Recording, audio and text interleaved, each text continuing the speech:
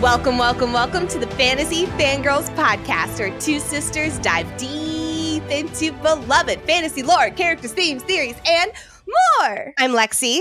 And I'm Nicole. And today is a very special episode where we are sharing our initial raw reactions, thoughts, and reviews of Onyx Storm, right on the heel of us finishing the book after it released earlier this week. Let's immediately address how this episode's spoiler warnings work. Please listen closely here. The first part of this episode is going to be a plot spoiler-free conversation where we'll share general sentiments and observations, but nothing that gives away the story itself. Then we will give a big spoiler warning before jumping into the whole book, including the ending, where everything from Onyx Storm is on the table. So, if you don't know why we needed to listen to chapter 50 to the end like 45 times before recording this, we only listened to it once. We needed to listen to it about 45 times. Then you are free to listen to the first 10 minutes if you have not finished the book. But then when we switch over during our very clear spoiler warning, leave. Dear God, leave and go read/listen to the rest of the book. We will be here when you're done. We are also adults who say adult things about an adult book. In other words, friends, this podcast is rated R. We will be talking about our sex bet. But honestly, let's be real. Most of this will just be us screaming explicitives into the microphone for the next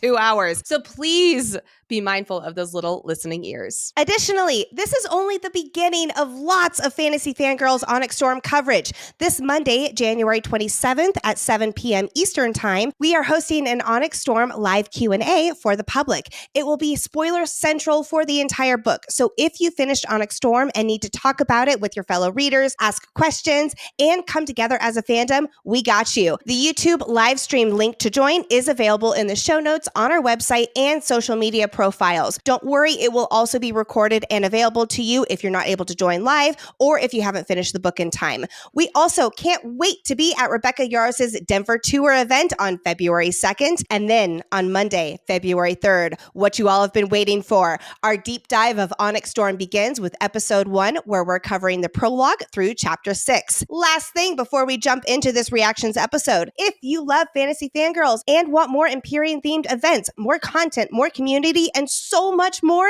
please check out Fantasy Fan Club. We have 3 membership tiers that you can join. Number 1, the Cadets, which includes access to our Boppin' Discord, where we have all been freaking out about this book. It also includes monthly live Q&As from Lexi and I, a book club, exclusive author interviews, trivia, community events, promo codes for live events, plus 20% off all merch. That is $6 a month. Or you can join the Dragon Riders, which includes everything from the cadet level, plus early access to ad-free episodes. This includes our Onyx Storm episode 1. Yes!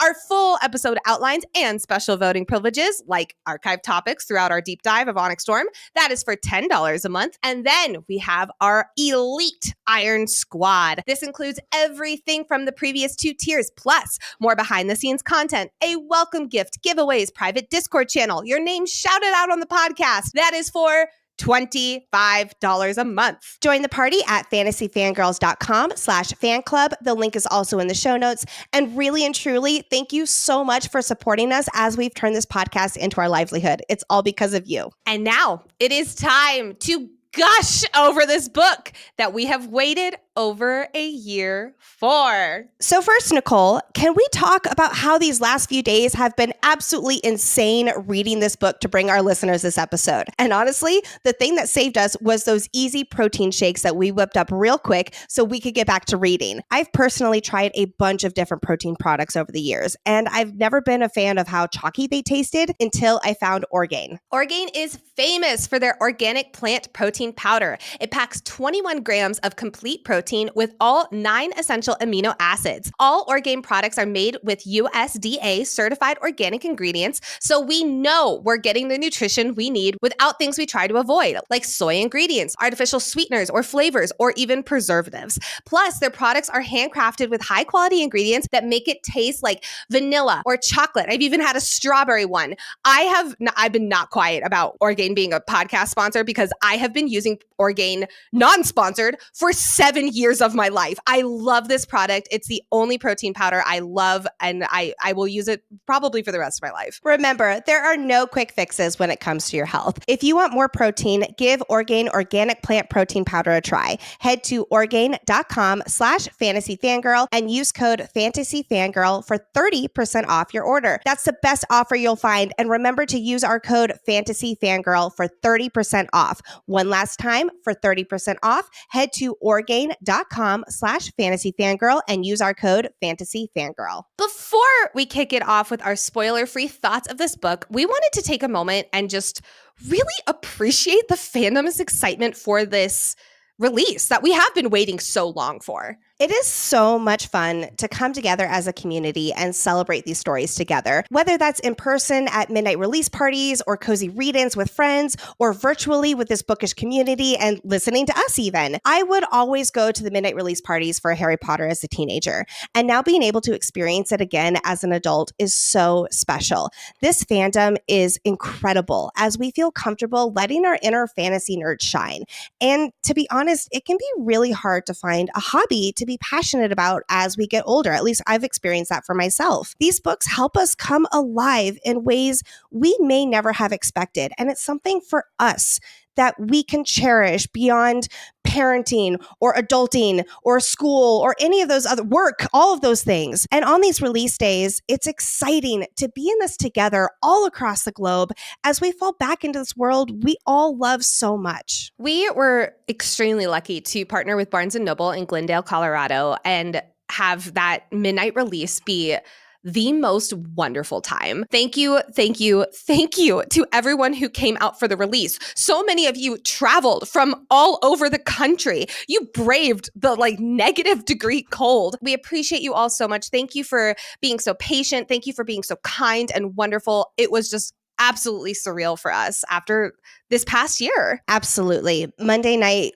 truly was a core memory for us where we got to see so many readers and fans. And again, thank you so much for coming out to celebrate alongside us. Okay, now back to Onyx Storm, starting with a simple spoiler-free question. Did you like this book? This book was everything I wanted, and yet nothing like I expected. It was the perfect expansion of the world, the magic. It answered a few questions and some bets that we had, and then it left us with 1,000 more questions and things to parse through. This is a deep diver's dream book. It was fast paced. It was funny, so much more funny than I was expecting. I loved getting to spend so much time with beloved characters and getting more experience with them that made them really they were already 3D, but more 3D in a way that I was not expecting. The first 2/3 of the book were just fun. It was an unbelievable joy to read. And you and I kept on saying over and over again, we could just tell Rebecca had a blast writing this book. Absolutely. And then the last third was a flipping roller coaster. We could not put it down and simultaneously had no idea what the fuck was going on. I need to reread this book about 1,000,000 times before we deep dive it. I'm so glad we're starting the deep dive on February 3rd because I need that time to get this book under my belt. And this is my favorite book of the series. It's my favorite ending we've had yet. That is all I will say until we get to the spoiler part. But my favorite non-spoilery thing about this book, Violet. Yep. This was my favorite Violet book. This skyrocketed her into my favorite #1 FMC spot. She was everything. She was unexpected. She was brilliant. She was incredible. She was just an inspiration to behold. I cannot wait to be in her head for the next 11 weeks. Me too. Yeah. And I'm right there with you on all fronts. Yes, I absolutely loved this book, and I genuinely can't wait to deep dive it, like you were saying. Just a little peek behind the scenes. It's always a little scary right before we're about to deep dive a newly released book because we don't know how it's going to be, and we're already committed to deep diving it. And it was such a joy and, yes, a little bit of a relief as well to be like, oh my gosh, I can't wait to deep dive this, yes. Right? Onyx Storm has the perfect balance of answering some questions from the other two books while introducing 100 more, confirming some theories while we can laugh at ourselves about others. World expansion with kind of two through-line plots that work together versus competing against each other, and characters making you cheer for them. And then, of course, your heart still gets ripped out. It sang to my lore-loving heart with politics, dragons, culture, magic system, and religion. It is so exciting to explore this world and learn more about it. The plots were twisting. The characters kept developing where we saw new sides to them that still felt very true to their nature. And the pacing was really great. Like you mentioned, we could tell Rebecca had fun writing this book. It really shines through the pages as she takes you on an adventure. Yeah. Again, no spoilers, but now that we've read Onyx Storm, what is your rating of Onyx Storm and what is your ranking of the books so far? Because remember, friends, we are only on book 3 out of 5. No surprise whatsoever. This is hands down a 5-star book for me. In fact, some series are just 5 stars for me because of the overall vibes, characters, and world, and Empyrean is definitely one of them. I think this is my favorite book so far of the series. I can confidently say I love it more than Iron Flame. Nothing against Iron Flame, but it was more of a transition book where Violet's world got turned upside down and she really had to grapple with it. She truly came into her own in this book, and I felt so proud of her. And I was so excited to be on that journey with her. The world expansion, like I was saying, it was positively delicious, and I ate up all the lore. Overall, this felt like a completely different book from Iron Flame. I remember we were about halfway through it and we were saying that to each other, where it's like, this is completely different in the best way. I will say though, Fourth Wing is a very close second in my rankings. It is a fantastic book one, and it holds a special place in my heart as we're introduced to Violet and begin her hero's journey, seeing what she's capable of. We fall in love with Zaden, experience the brutality of Biscaya's culture, and are right there with them as the true purpose of the series unfolds. It's kind of like how Harry Potter and the Sorcerer's Stone will always be one of my favorites, simply because of the nostalgia and the introduction to the series that really sticks the landing. So, my official ranking is Onyx Storm, closely followed by Fourth Wing, but for completely different reasons, and then Iron Flame. It's like Iron Flame walked so Onyx Storm could run. That's a great way of putting it. I'll throw out this. This was my easiest 5-star ranking since Akamath, which, given how few answers we got in this book and how many questions were opened up for him, I'm not surprised, but it's almost unexpected. I genuinely mean this. I cannot wait to deep dive this book. Like, as I was doing the outline for this, I just kept on thinking, like, this is a deep diver's dream. Like, not only was this book packed with so much information that leaves a lot of us confused. Like, there's so much in this. I was going back and like skimming the book on my reread, and I just kept on being like, oh my God. Like, all of these moments, right? I kept having to stop myself, be like, whoop, pull myself out. I know, right? I'm like, hold right now. We are going to be deep diving. This is just high level here. This is just initial reactions. I had the book on last night, like as I was winding down, which was a total mistake. That this is not a book you wind down to. No. And I kept on. I had my notes app open, just like kept. Like, I had finished the outline. I'd spent 7 hours in one position yesterday, just like pounding out this outline, and I was still writing more after. Like, it was so exciting, and this is mainly because I still feel like there's so much that we don't understand, and I'm so excited to grasp onto more of it. I am so excited to reread this book with the ending in mind, seeing all of the seeds that were planted, and I'm so excited to analyze the epigraphs and the character decisions, knowing where their ending goes and just like seeing where their epigraphs are on their timeline. I'm so excited. My ranking is Onyx Storm number 1. Not to say that the other 2 books aren't good. It's just that this book was so packed, and I'm so excited. And I'd say I'm actually going to go Iron Flame second. Oh, Really closely followed by Fourth Wing. This is not to say I did not like Fourth Wing. There are 2 moments that stand out to me in Iron Flame that launched that book into that second place. Varys in the torture chamber. That, I remember reading that and just having a full out-of-body experience, and all of that ending of part 1. And then the last battle. I remember being very confused after reading Iron Flame and being like, what the fuck just happened in the last third? I feel very similarly with Onyx Storm. But after deep diving it, I was like, this is brilliant. I love this so much. So that is my ranking as of right now. We have the right to change our minds because we have not deep dived this book yet. We always have to say that. I will say this without having done the deep dive yet, but I do think that this is going to be my favorite deep dive we've ever done. Like, we obviously have not deep dove in the book yet, but just from going back and skimming, there's so many of those little Easter eggs that I genuinely cannot wait for the next 11 weeks. But Before we get into our spoilery discussion, let's talk about some furniture, like some armoires, you say? The holidays are officially over, but every time I take down my holiday decorations, I always feel like it leaves my house just like a little less warm, a little less inviting, but that's nothing a little TLC can't fix. Whether you're tidying up, clearing out, or just wanting some new looks for the new year, Wayfair's got everything you need, all within your budget. I am pretty sure half of my house is from Wayfair. Yeah.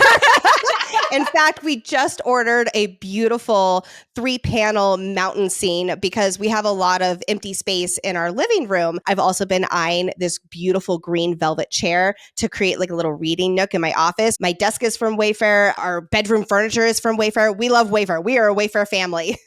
There's something for every style and every home, no matter your space or budget.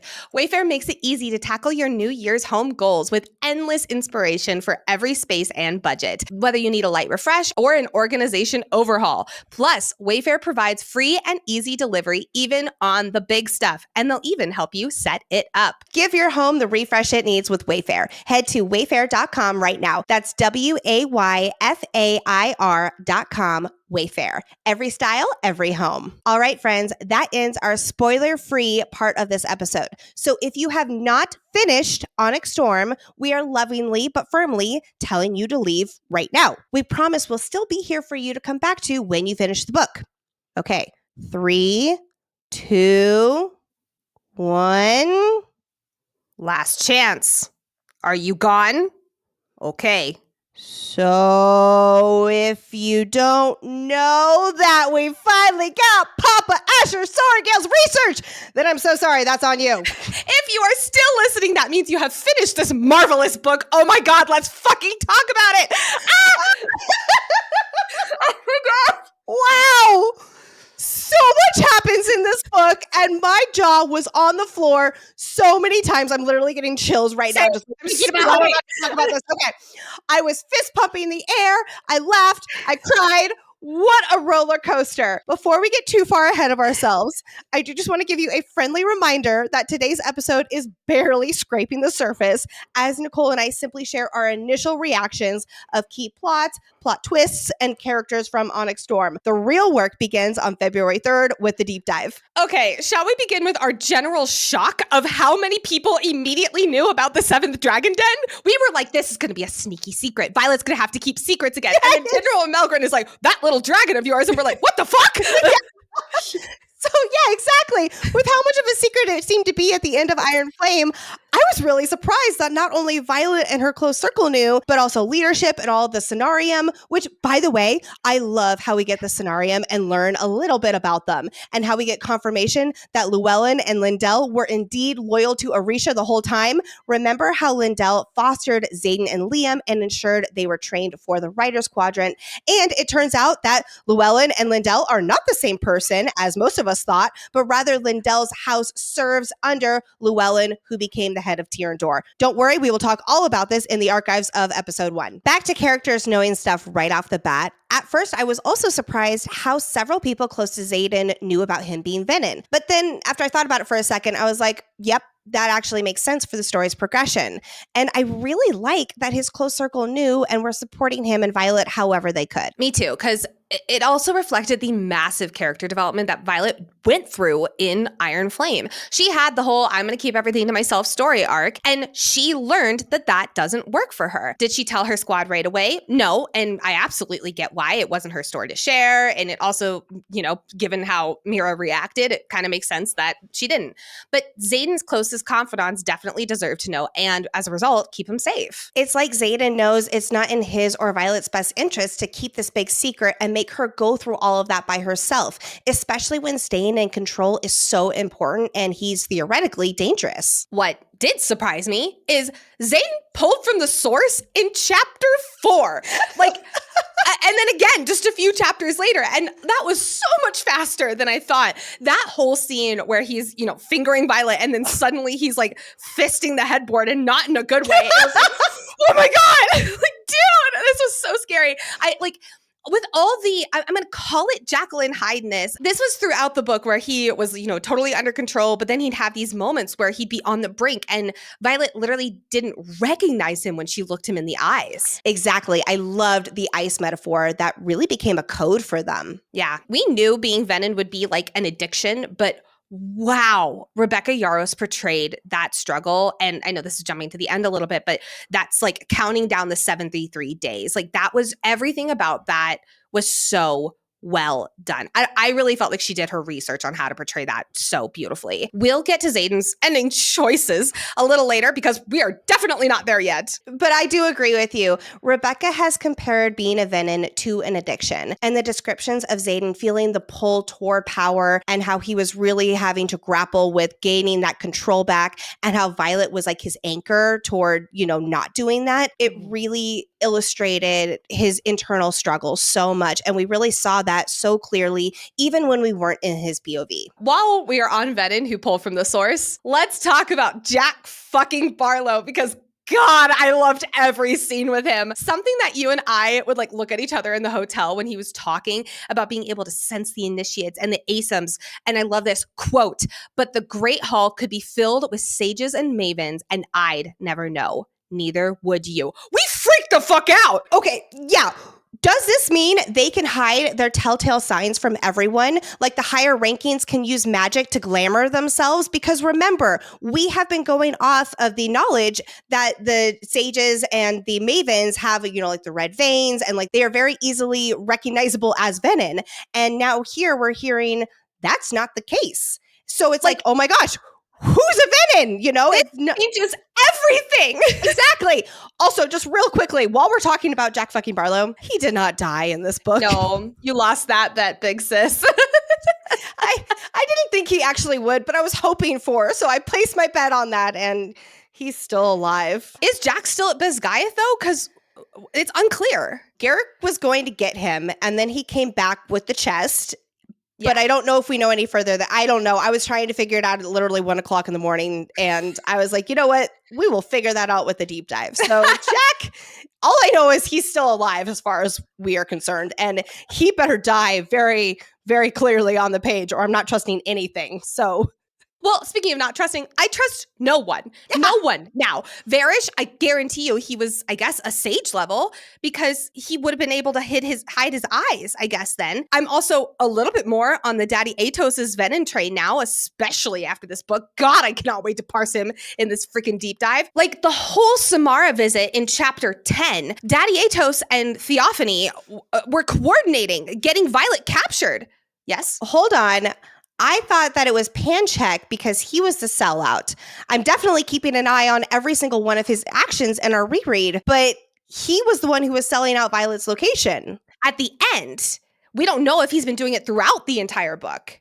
Yeah, I thought that was what Zaden had come to realize. There's a whole line where he's like, all this time, it wasn't that exactly, but... No, it was like the traitor, but I thought he was talking about the traitor with the 6 crates and with the village of Poromil. While I agree with you, I think we're supposed to believe it's just Panek, and it's kind of like, okay, like that explains how they knew all of that. I do think there is more to it, but I do think that Panek was the primary one who was orchestrating all of that all that time.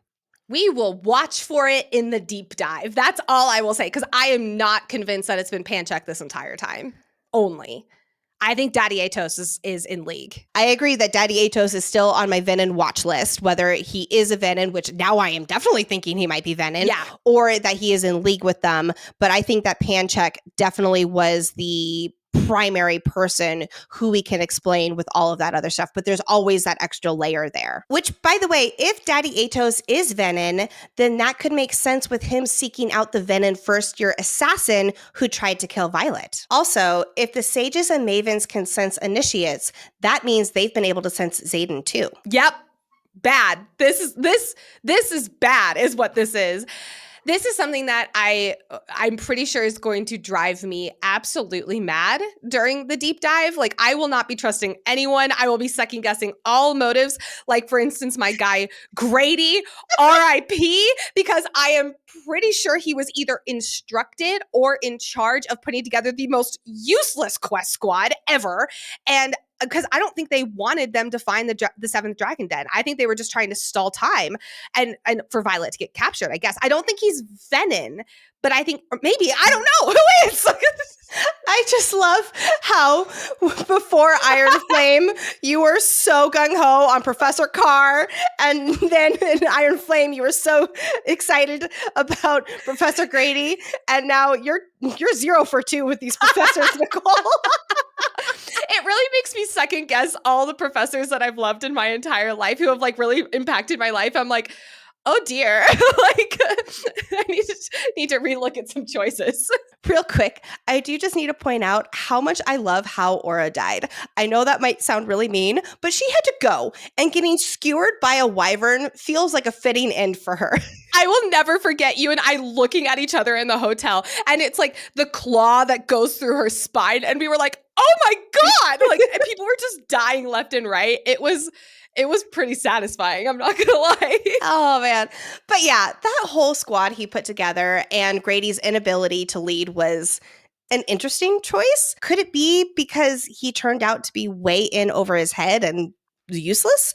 I guess, but I am convinced there's more to it. We really didn't get as much of the Venin within Bisgayeth as much as I thought we would in this book. Instead, we got lots of breadcrumbs. For instance, like what we learned from Jack or Panchak's involvement. So I actually love how the story is continuing to build that up for a later book reveal. And I could see this really random squad and Grady's uselessness coming back into play with it.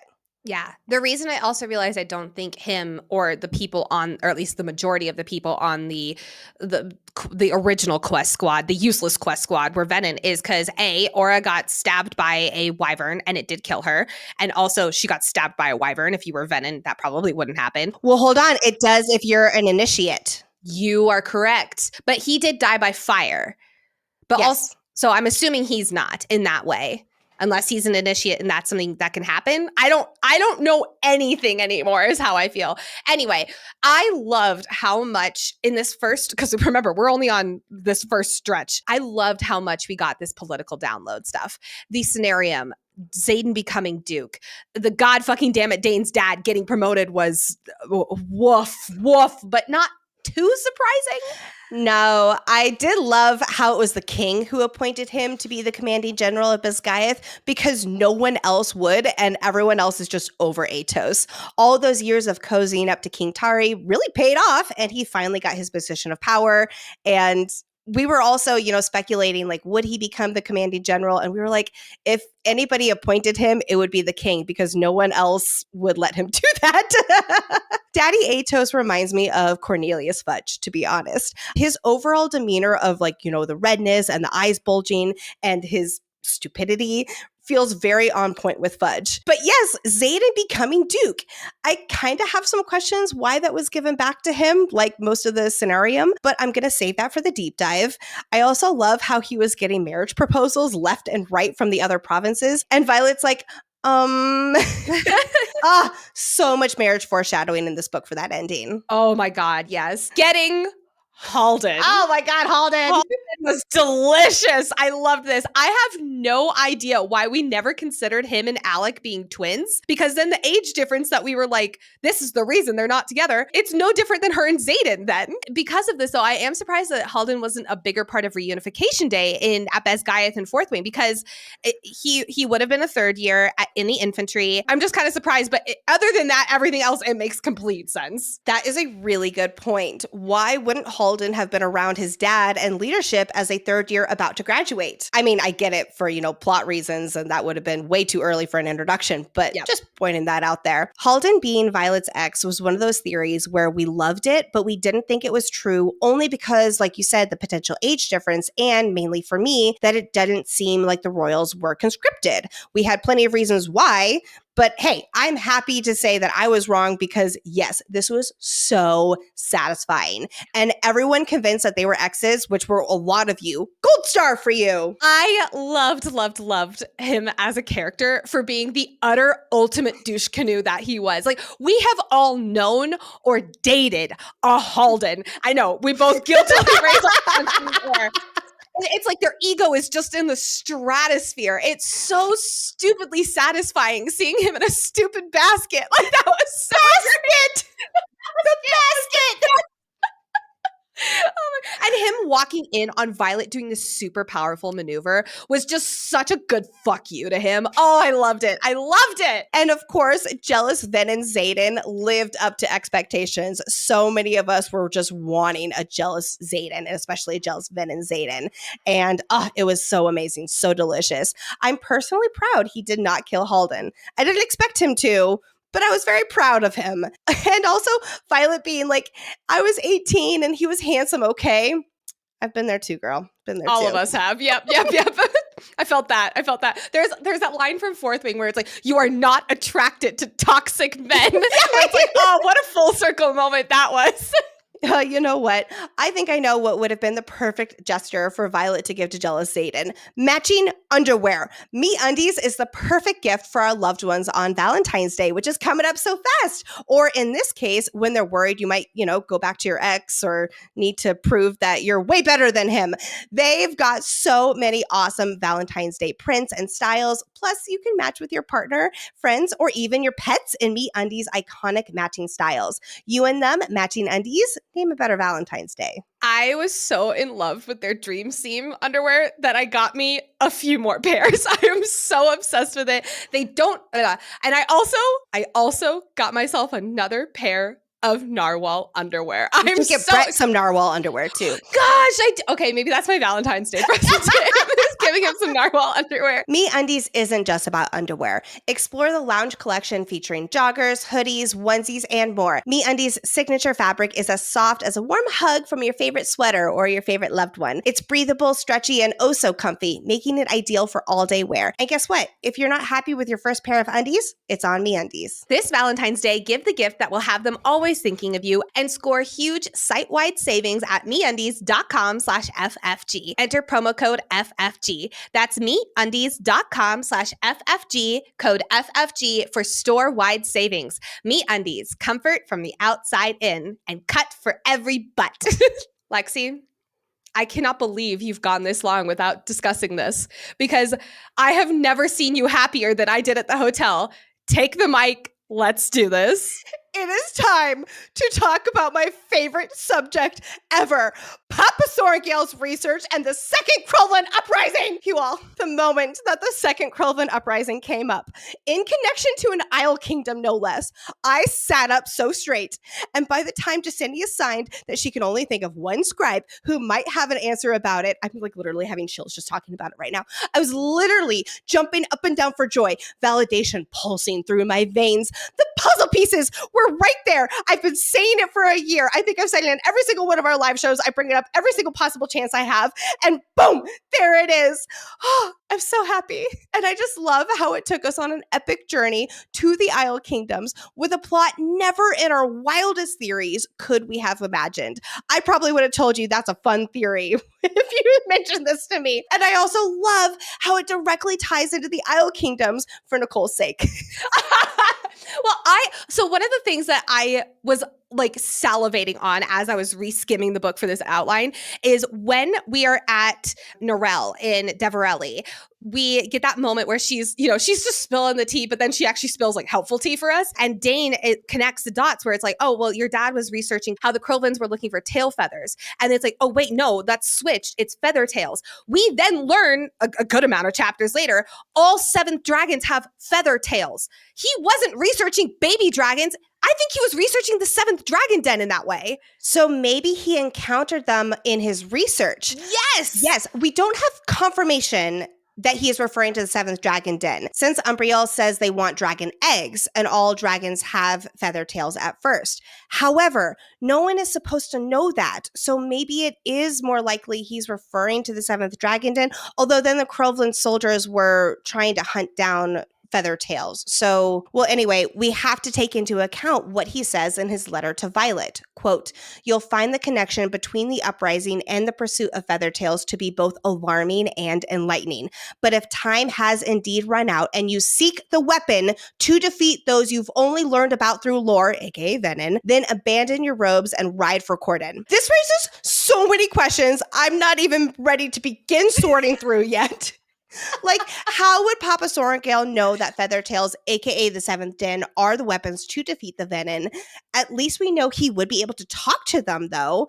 And rereading that part, they only confirmed there is no cure. They never confirm or deny that they helped defeat the Venin. And I think somehow they activated the red in Zaden's eyes because then it immediately fades. Oh dear, I'm falling down a rabbit hole. I need to pull myself out. All I know right now is the second Crowland Uprising was the key to this whole pursuit, and I'm just so happy. I don't know how many more times I can say that. I think his research about it that sent him to the Isles was indeed a cover-up, and I'm still processing all of my thoughts, though, so stay tuned for the deep dive. While we were at the hotel, you were like, standing up, pacing around. You were so excited. I can't remember exactly what you said. It was something along the lines of, like, this is my intrinsic. This is my intrinsic. And I was like, I'm so proud of you. So many of you have already reached out to me about it because you've known my obsession with this mysterious importance of the Second Crowland Uprising and Feathertails, and I just have to say it means so much.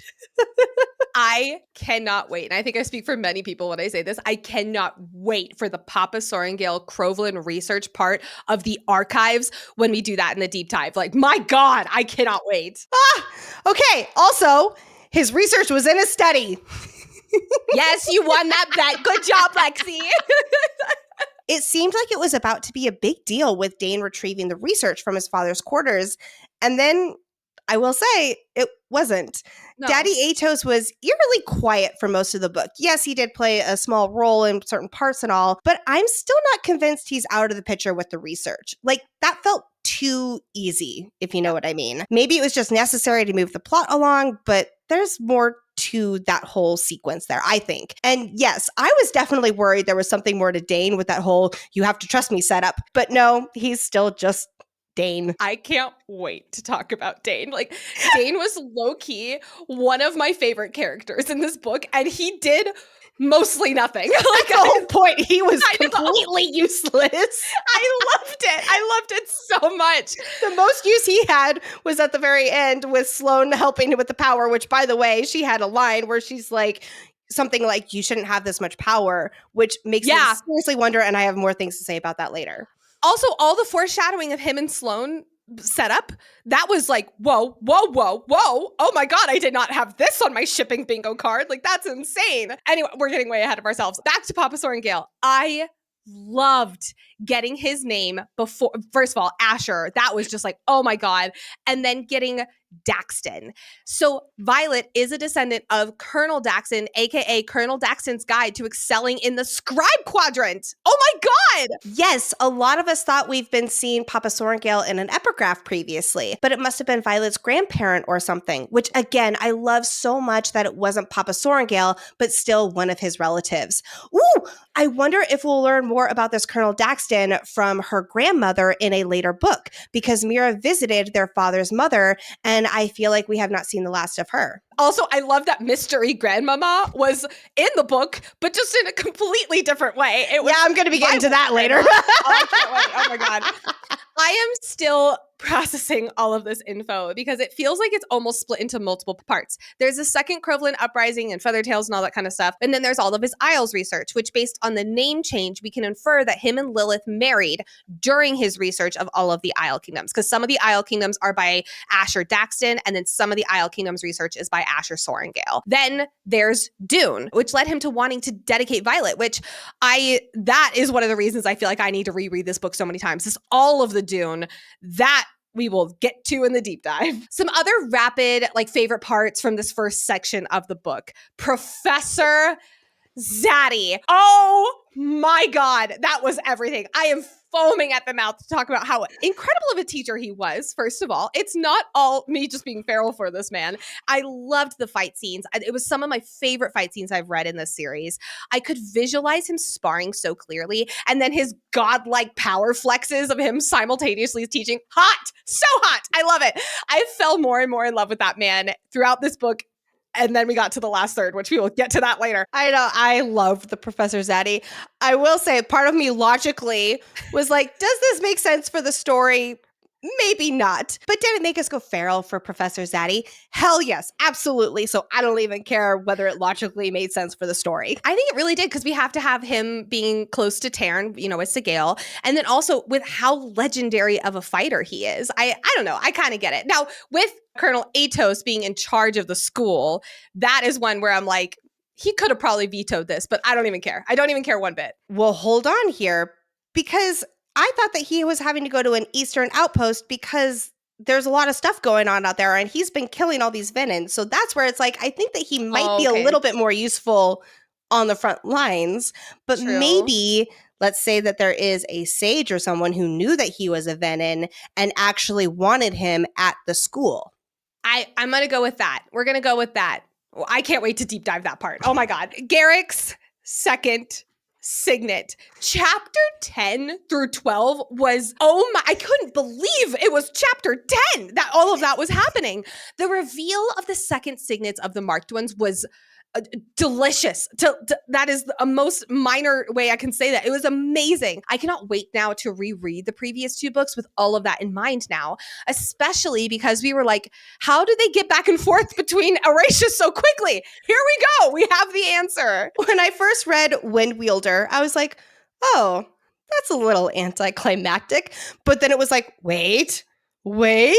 And then the reveal was so amazing. We thought Garrick's signet had to do with direction, but we were so hung up on him not being one of the most powerful, or how Zaden said there hadn't been a distance wielder in a century. So that is why Nicole and I wrote off distance wielder. I know a lot of you did think that was his signet. Gold star for you. In typical Rebecca Yarros fashion, she added the extra element that some of them do have second signets because their dragons sought them out to gain more power against the Venin. Like, it wasn't their rebellion relics. It was the dragons purposefully seeking them out. We have this epigraph towards the very beginning of the book that says, quote, "The rarest of signets, those that rise once in a generation or century, have manifested concurrently with an equal twice in our records, both critical times in our history, but only once have the six most powerful walked the continent simultaneously." This is by Major Dalton Cisneros.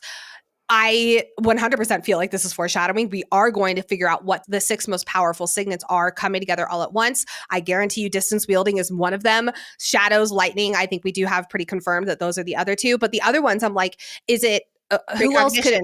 Precognition. Imogen's an earthbender, for lack of a better term. Like, what are the other, I'm assuming summoning. So then that's already six. I don't know if summoning is going to be considered one of the biggest ones.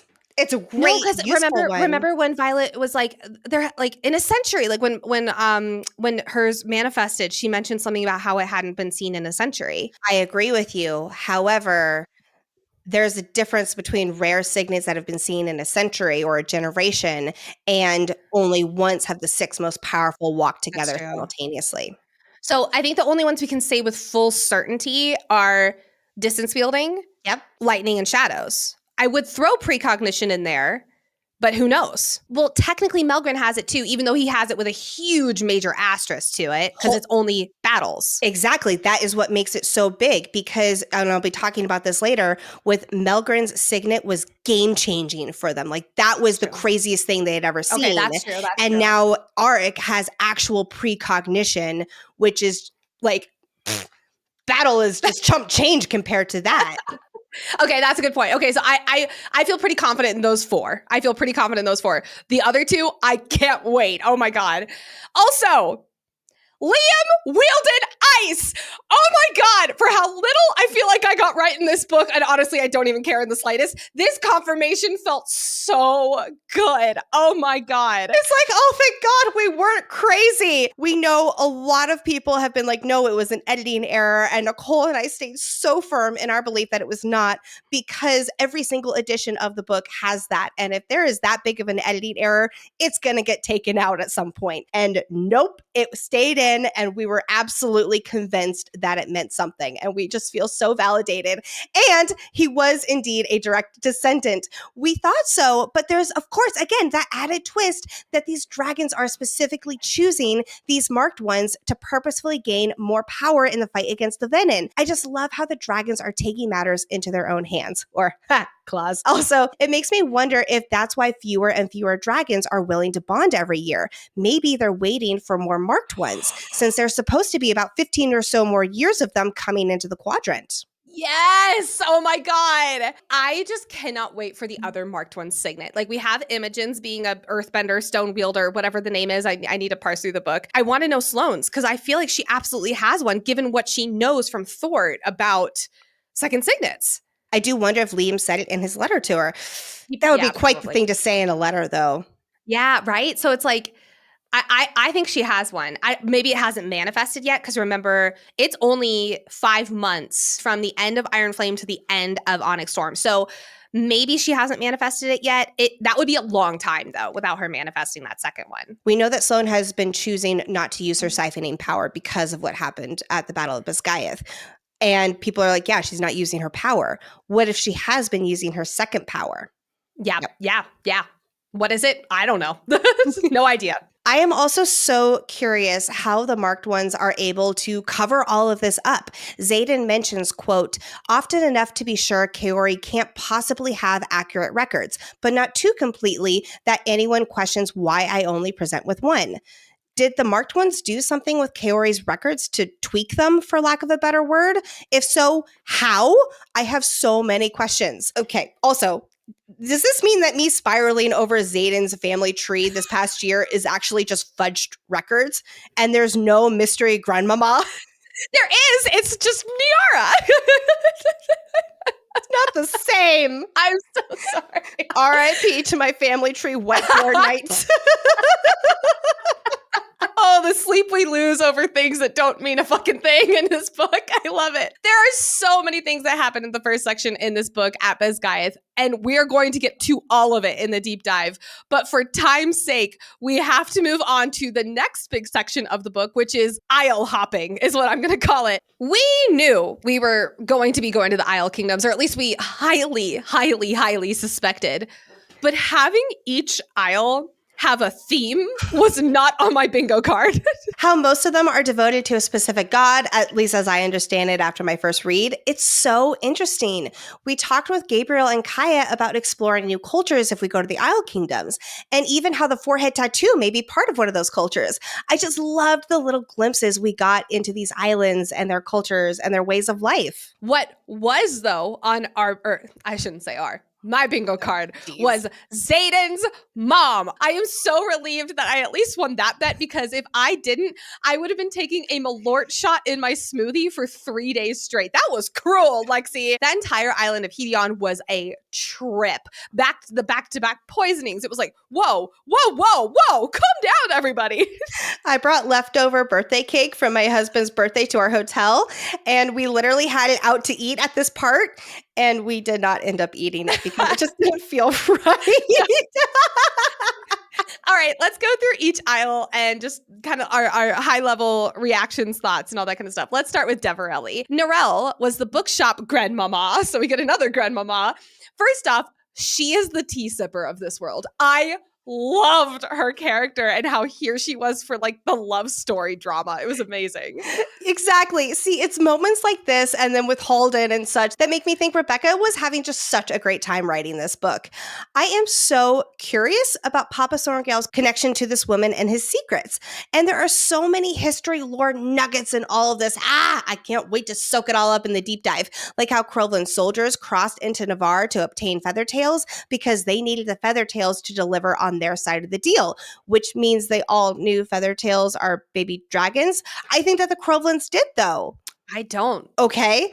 Pause, because we haven't mentioned this yet. We still don't know why Papa Sorengail stopped trusting Daddy Atos about his research on Crowlan and the Feathertails. So Violet, in her brilliant fucking woman moment, says, quote, I think Deverelli brokered a deal with Krovla and an unnamed isle that the isle would provide the army and Krovla would provide the dragons. When they were unable to do so, the deal fell apart. The Midnight Massacre happened and Krovla remained part of Poramiel. I think the unnamed isle is the isle where the seventh dragons are. So you think this army was the Irids? I think Krovla wanted the army to be the Irids. Here's what I think. I think Krovla knew about the Irids in some way and wanted them to come fight. But because the Irids are such a peaceful species, they didn't follow through on their side of the deal. So then Krovla suffered the consequences. But then that begs the question, does Krovla know where this Irids Isle is? Or, skipping ahead a little, does Andarna officially know? Because we don't know if her and Leothin actually made it there and back when Andarna and co came back at the end of the book. I am definitely not under that impression because Krovla, they had their soldiers go into Navar trying to find Feathertails, and then when they were captured and then they weren't able to provide it, that is then when the Midnight Massacre happened. So I think this unnamed isle was one of the other isles that we might have gone to. I think that was a last resort. After they couldn't get the Irids, they were like, okay, we'll try to get these dragons. I think that's a fun theory, and we can discuss that more in the deep dive. Wow. Okay. I'm still on the questions we have from Deverelli. So Halen and other royals, I'm assuming, were brokering deals with Deverelli for services rendered. And in exchange, they gave them goods that Halen guard became kitty cat food, trying to steal back. What services has Navarre's royals been brokering with Deverelli in the last century?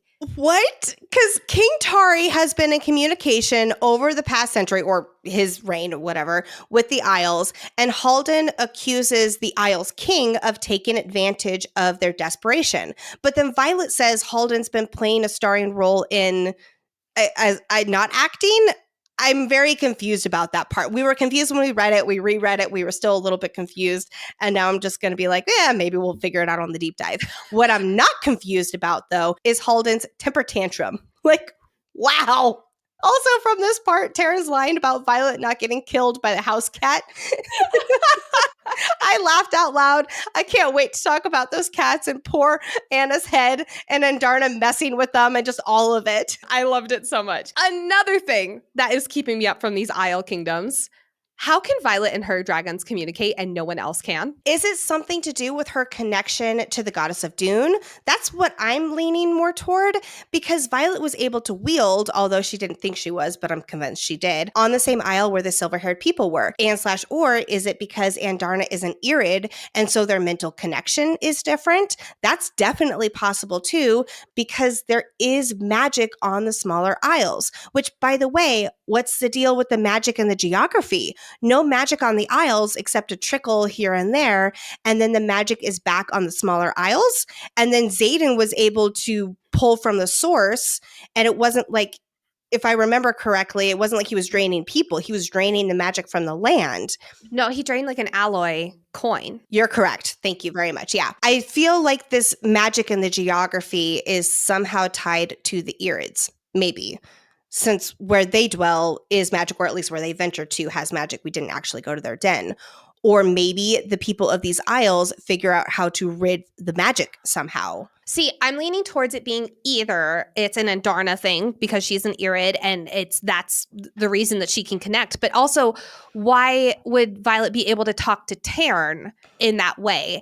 Is like, and also the Zaden and Sorengail connection is completely closed off. So exactly. I'm also wondering, is this an extra? We're going to talk about obviously her second signet in a little bit, but I'm wondering if this is one of those extra deeper elements of her second signet that I can't even begin guessing on right now.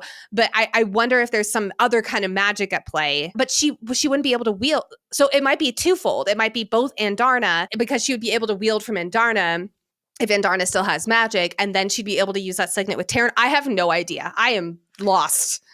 I think Dune somehow comes into it. Her being partially dedicated or incomplete dedicated to Dune. With her being able to talk to Taryn as well, if it is because Andarna is an Irid, because if she was able to just talk to Andarna, I would not question it whatsoever. Is it because there's such an interconnectedness between her and Darna and Taryn? Again, there is magic at play here with her being bonded to 2 dragons that no one could have ever fathomed. So maybe Taryn is grandfathered into this bond that they have, that's not the right word, but you all know what I mean. They're all intertwined so much so that is why she can talk to Taryn, because remember, she's got 2 dragon relics on her back too. Yeah, that's true.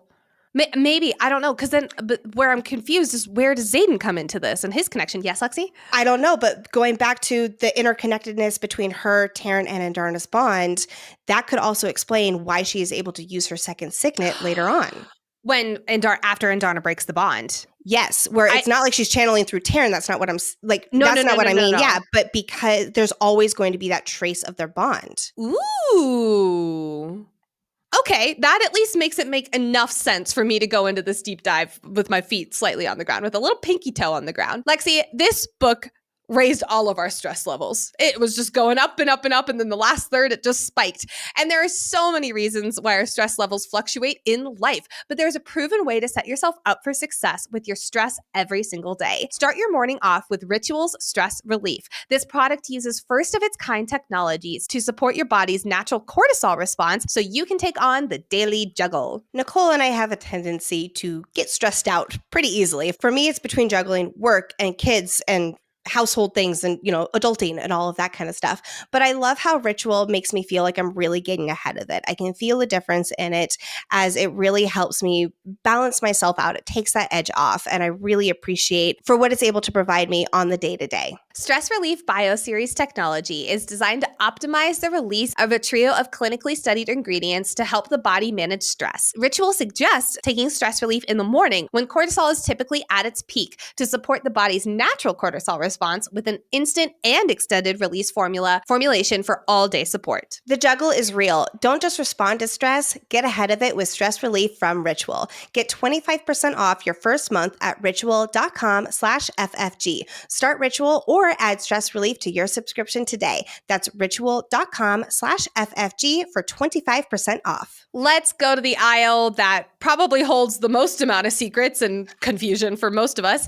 Umbriel, the Isle of Dune. This is where the trial by combat was. This is also, more importantly, where the silver hair people are everywhere, including the half silver hair girl who looks like Violet's hair twin. I couldn't help but think of, that moment in Friends where Joey's like, I found my hand twin. I feel like this is Violet's like, I found my hair twin.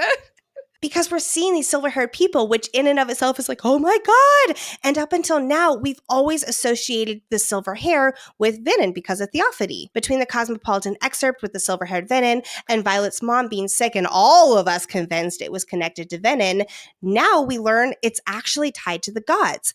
And it's definitely still a little confusing, but I think that's the point. We got a few answers and are left with more questions. So I reread chapter 54, and here's how I understand it.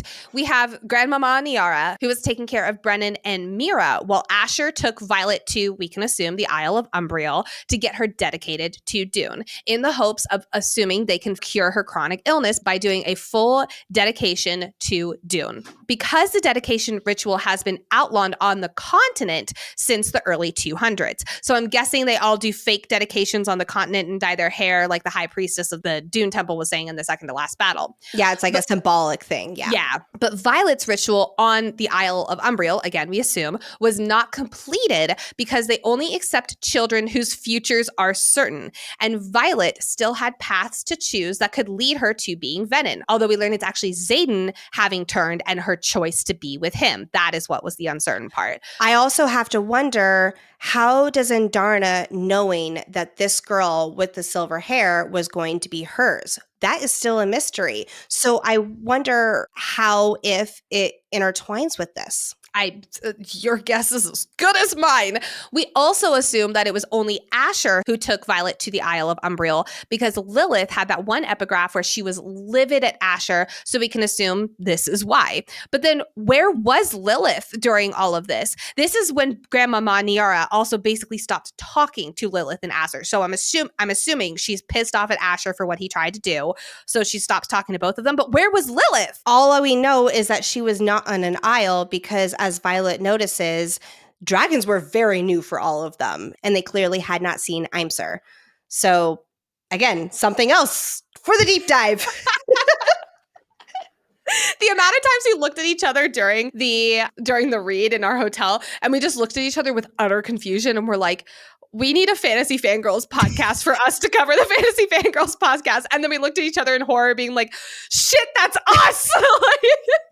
Plus, and I know we haven't talked about her a whole lot yet. We'll get to her soon. This is why Theophany's hair is silver. She was a high priestess on this isle, which I'm very curious about this line from their final battle. Quote, "Do you know the pain of never being allowed to return, of knowing that it was sever the very thing that's kept me untouchable all these years?" Is this somehow tied to the supposed no magic of the land? How I understood this is she's not able to return to any temple of Dune. And that's actually how Violet killed her, because the dagger that was stone was made from the temple of Dune. And she's saying it's kept me untouchable. So she literally would not be able to return to these temples where she devoted her life to, we assume, before she became Venin, because she would die the way that she does at Violet's hand. Okay, because essentially Dune curses her for what she did. That's my assumption, yes. And that is why Violet was not able to be fully dedicated. Bingo. Was because, it's all coming together. Okay. I did not foresee the reveal that Violet was fighting the Isle's queen. I respect her for that. You respect that? Put my Tywin Lannister voice on, even if they didn't end up helping because they don't get dragons. I just thought of something. Oh my God. Yes. Keep going. Okay. At least 6 dragon eggs are missing by the end of the book, and Garrick is missing, and he's a distance wielder. What if he has taken the eggs to barter with the Isles? I don't know how that works with him using his signet on the Isles with the magic, but I wonder if that is the reason for the missing eggs, and not Zaden taking the eggs to, the Venin or other bad guy things. This is also overlooking the dead dragons and riders, but missing eggs.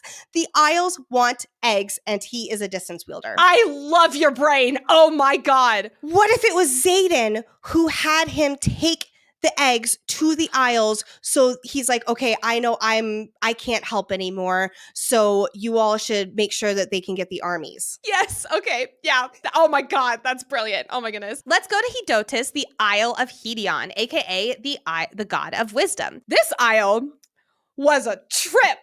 That's for sure. First off, Zaden's mom. What? Okay, I had on my bingo card, I had on the bets list that she's in the Isle Kingdoms. What I did not expect is that she'd be a bitch. We wondered if we were going to meet Zaden's mom, but dang, I did not expect that encounter.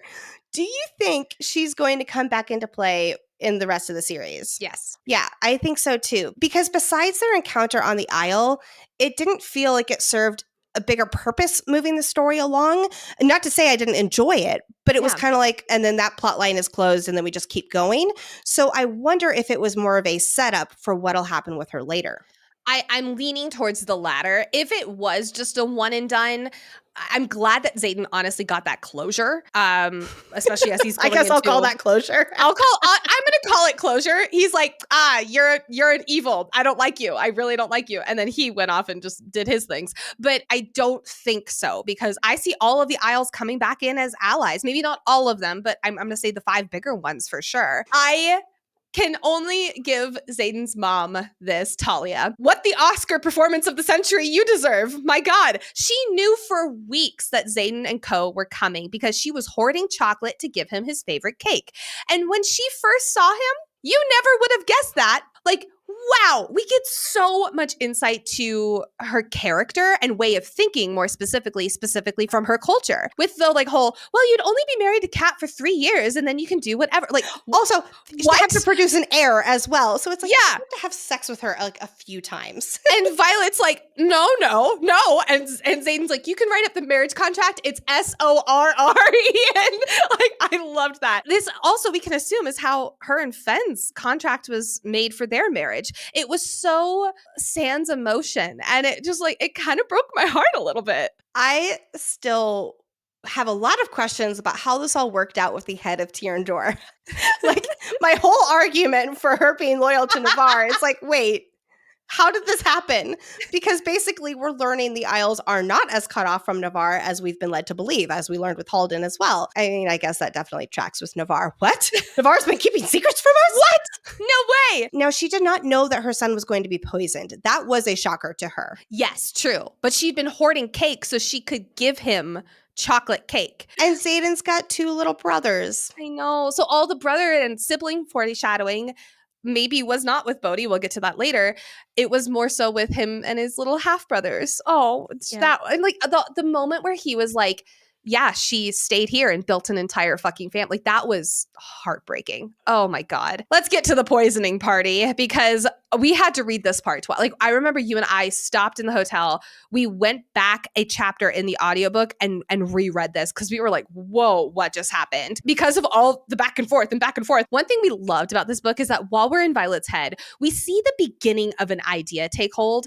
And then we as readers are shut out from the other 90% of that idea until we watch it play out. And that's exactly what happened with the dried Aaron mint. I loved that scene. Oh my God, it was so good. Me too. It's like we get a little glimpse into knowing that something is up, but then we get to experience it in real time. And I know we've already said this, but I just love seeing Violet really take ownership. We haven't talked a whole lot about that except in our spoiler-free section here, but she just owns this book. She steps into her own as a leader.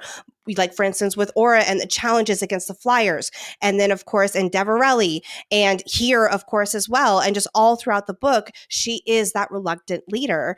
And, of course, then we get to the end where she is certainly a leader in a totally different way, which we'll talk about later. Like you're saying, I love when we get that glimpse for an FMC. I have read a few books, one series in particular that I'm not going to share here because that would be spoilery, where we have no idea what the main character is thinking. And then all of it's kind of like laid out at the end. And it's like, what? I would have liked to at least have some kind of idea that you were up to something here. Yeah. Like, it's kind of like, wait, what? Like, the carpet's ripped out from under you. Yeah. And in this, it's like the breadcrumbs are there where it makes you lean in versus have no idea what's coming. Well, and I feel like you're trying to figure it out along the page. And it's delicious storytelling. And that was just all over this book. And I'll even say it's a little bit in Fourth Wing, because like she has that moment where she's like a fool with fondly berries, like, and she starts her poisoning tactics. And like, we do get to see that. And in Iron Flame, it really did take a back seat because her whole world flipped upside down. It's not a diss on her character. It's, if she was in that kind of I'm in control, confident state that we see here in this book, it would have been weird storytelling. So having that bridge book into now seeing her not only with the confidence, but the badassery and the intelligence that she has, it was fucking amazing seeing that play out. We also saw it a lot at the beginning of this book too, where there were little breadcrumbs about how she was going to be a traitor and how Mira was off on a totally different mission. Yes. And we figured it all out. You know, it all came together somewhat quickly, but there were several chapters where it's like, I don't entirely know what's going on. Like Takaris' letter, you have 3 days. Exactly. Yeah. And we were just like thrown right into the story, and Rebecca trusted us to figure it out. And we trusted her to share it with us very soon. All right, let's go to my personal favorite Isle, Zahalnia. This was perfection. I do not remember laughing so hard in a book in this, like, this was so funny. Everyone's gift was outstanding with the exception of one. I 1000% though believe that Violet's quote unquote broken compass is going to come back into play at some point. There is no way the god of luck, Zanal, a gift from him, would not come back into play when our character needs some luck. Do I know how? No, because I'm assuming it's still in the box of nothingness, which is now holding a sword, at Zaden's bedside table. But it's not confirmed that it's still in there. So we didn't really see it for the rest of the book. I think that they were just joking about it. So it'll be interesting to see if it actually came back. I think it's going to. I have a few ideas, but I'm going to save that for the deep dive as to how it might come back into the story. I loved, side note, Drake getting broccoli was one of the best things. Dane getting bitch slapped, though, was the best. Have to pause. Yes. Okay. First of all, we have not mentioned this yet, but Drake and Mira. Yeah. Oh, Yes. I love how they're like already like an old married couple, and Riddick is like, oh, the parents, blah blah blah blah blah. Yes. Yeah, I love it. And yeah, Dane getting bitch slapped was the best thing ever. And we've had several of our listeners reach out and be like, the moment that he got a hand, they're like, all I could think was with 2 hands, and I was like, oh my god, I didn't even think about that. Oh my god, like the full circle that he used his hand to cut Violet's face this entire first book, and the fact that he gets slapped in the face is so delicious. I loved Dane this book. Like, I absolutely adored him and his character. Garrick getting a rusted bucket was amazing. And then Traeger, he gets an arrow to the chest and the heart, which was an immediate mood killer. Yeah, that sobered us up real fast.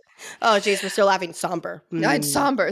My heart broke for Kat. She was finally getting over the, I'm not going to say getting over Zaden. It was really getting over the, I lost this metaphorical crown.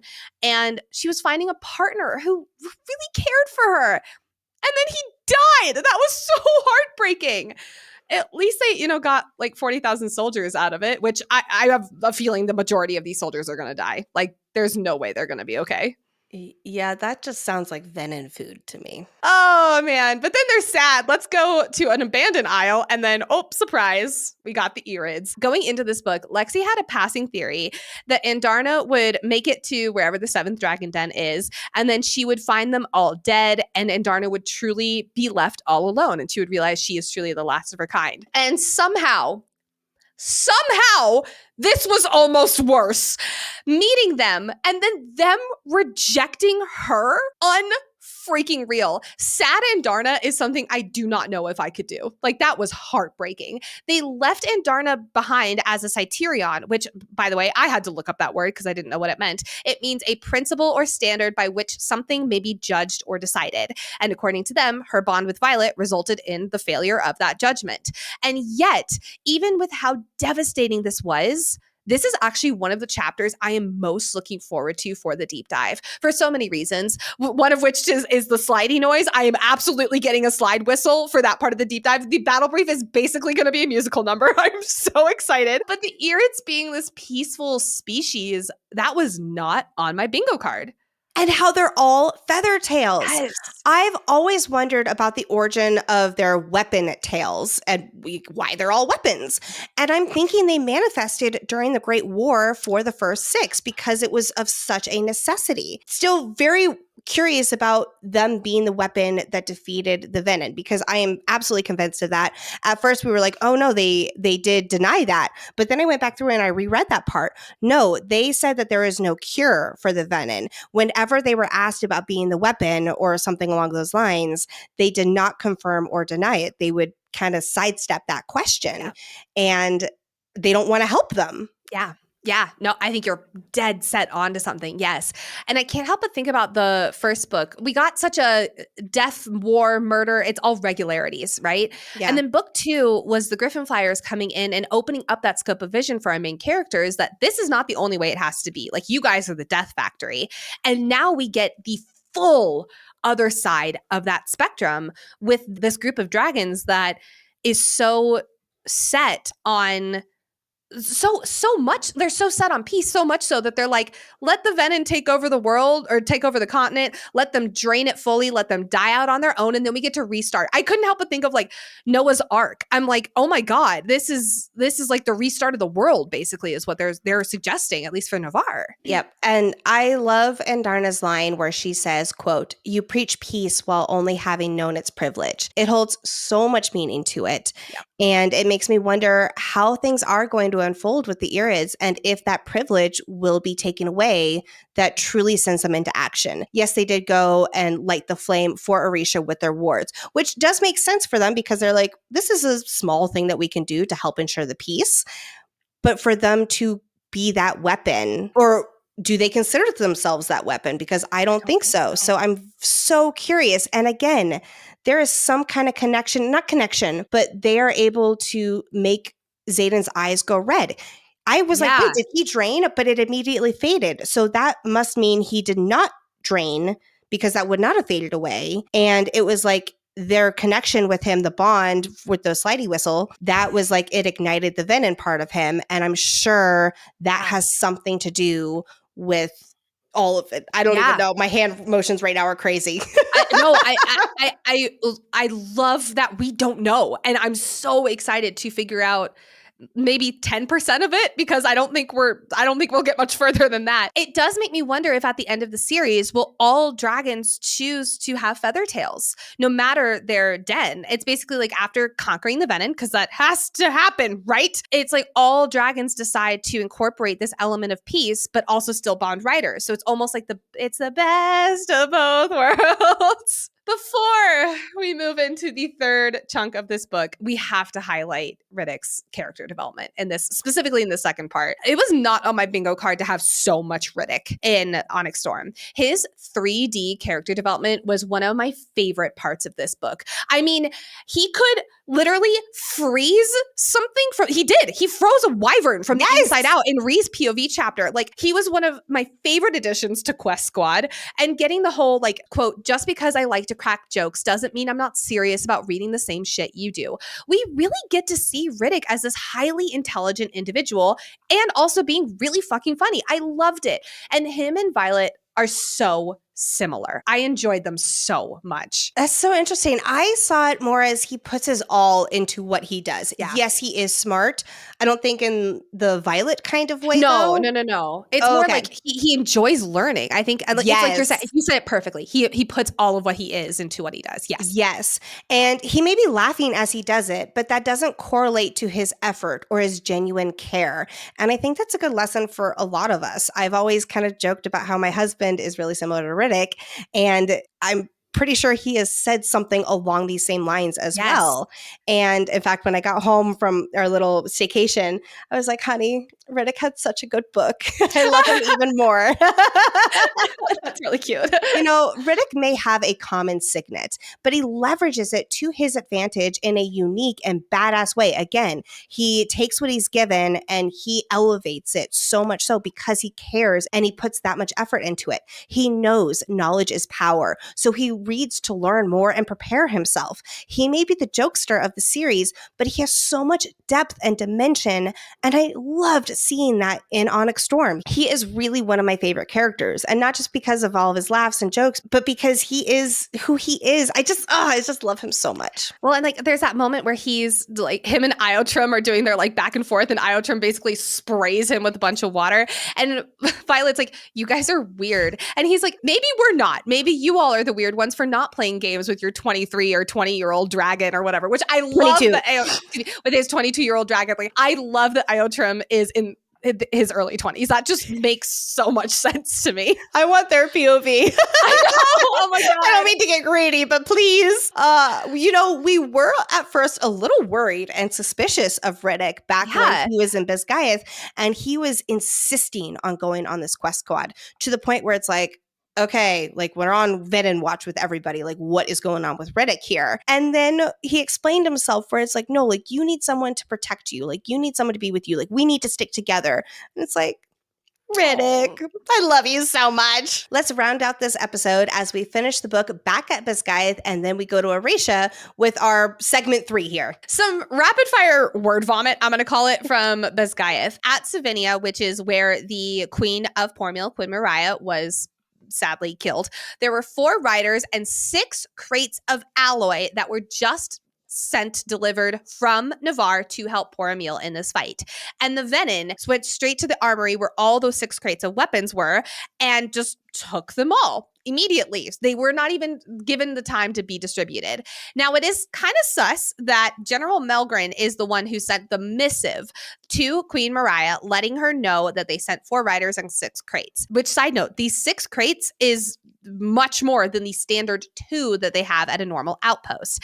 And then basically the Venin goes straight there, like they're doing a weapons run. What it feels like to me is that the Venin were told, hey, the weapons have been delivered, so go and get the weapons. They went to the weapons armory first. They took all 6 crates of weapons, and then they just demolished the entire city as well. Now, Zaden says that Panek is the traitor in this last chapter. Now, Panek says, quote, "This is not what we agreed to." What did they agree to? Panek says to Berwyn that he is the only one who can give him access to your son, assuming it's Jack Barlow, not a real son. And Berwyn said, quote, "Did you not ask for the power I have provided?" So Panek is a Venin, newly turned, long-term Venin, initiate? I don't know. I'm so confused. I'm wondering the same thing. I know we're jumping ahead here a little bit, but stick with us.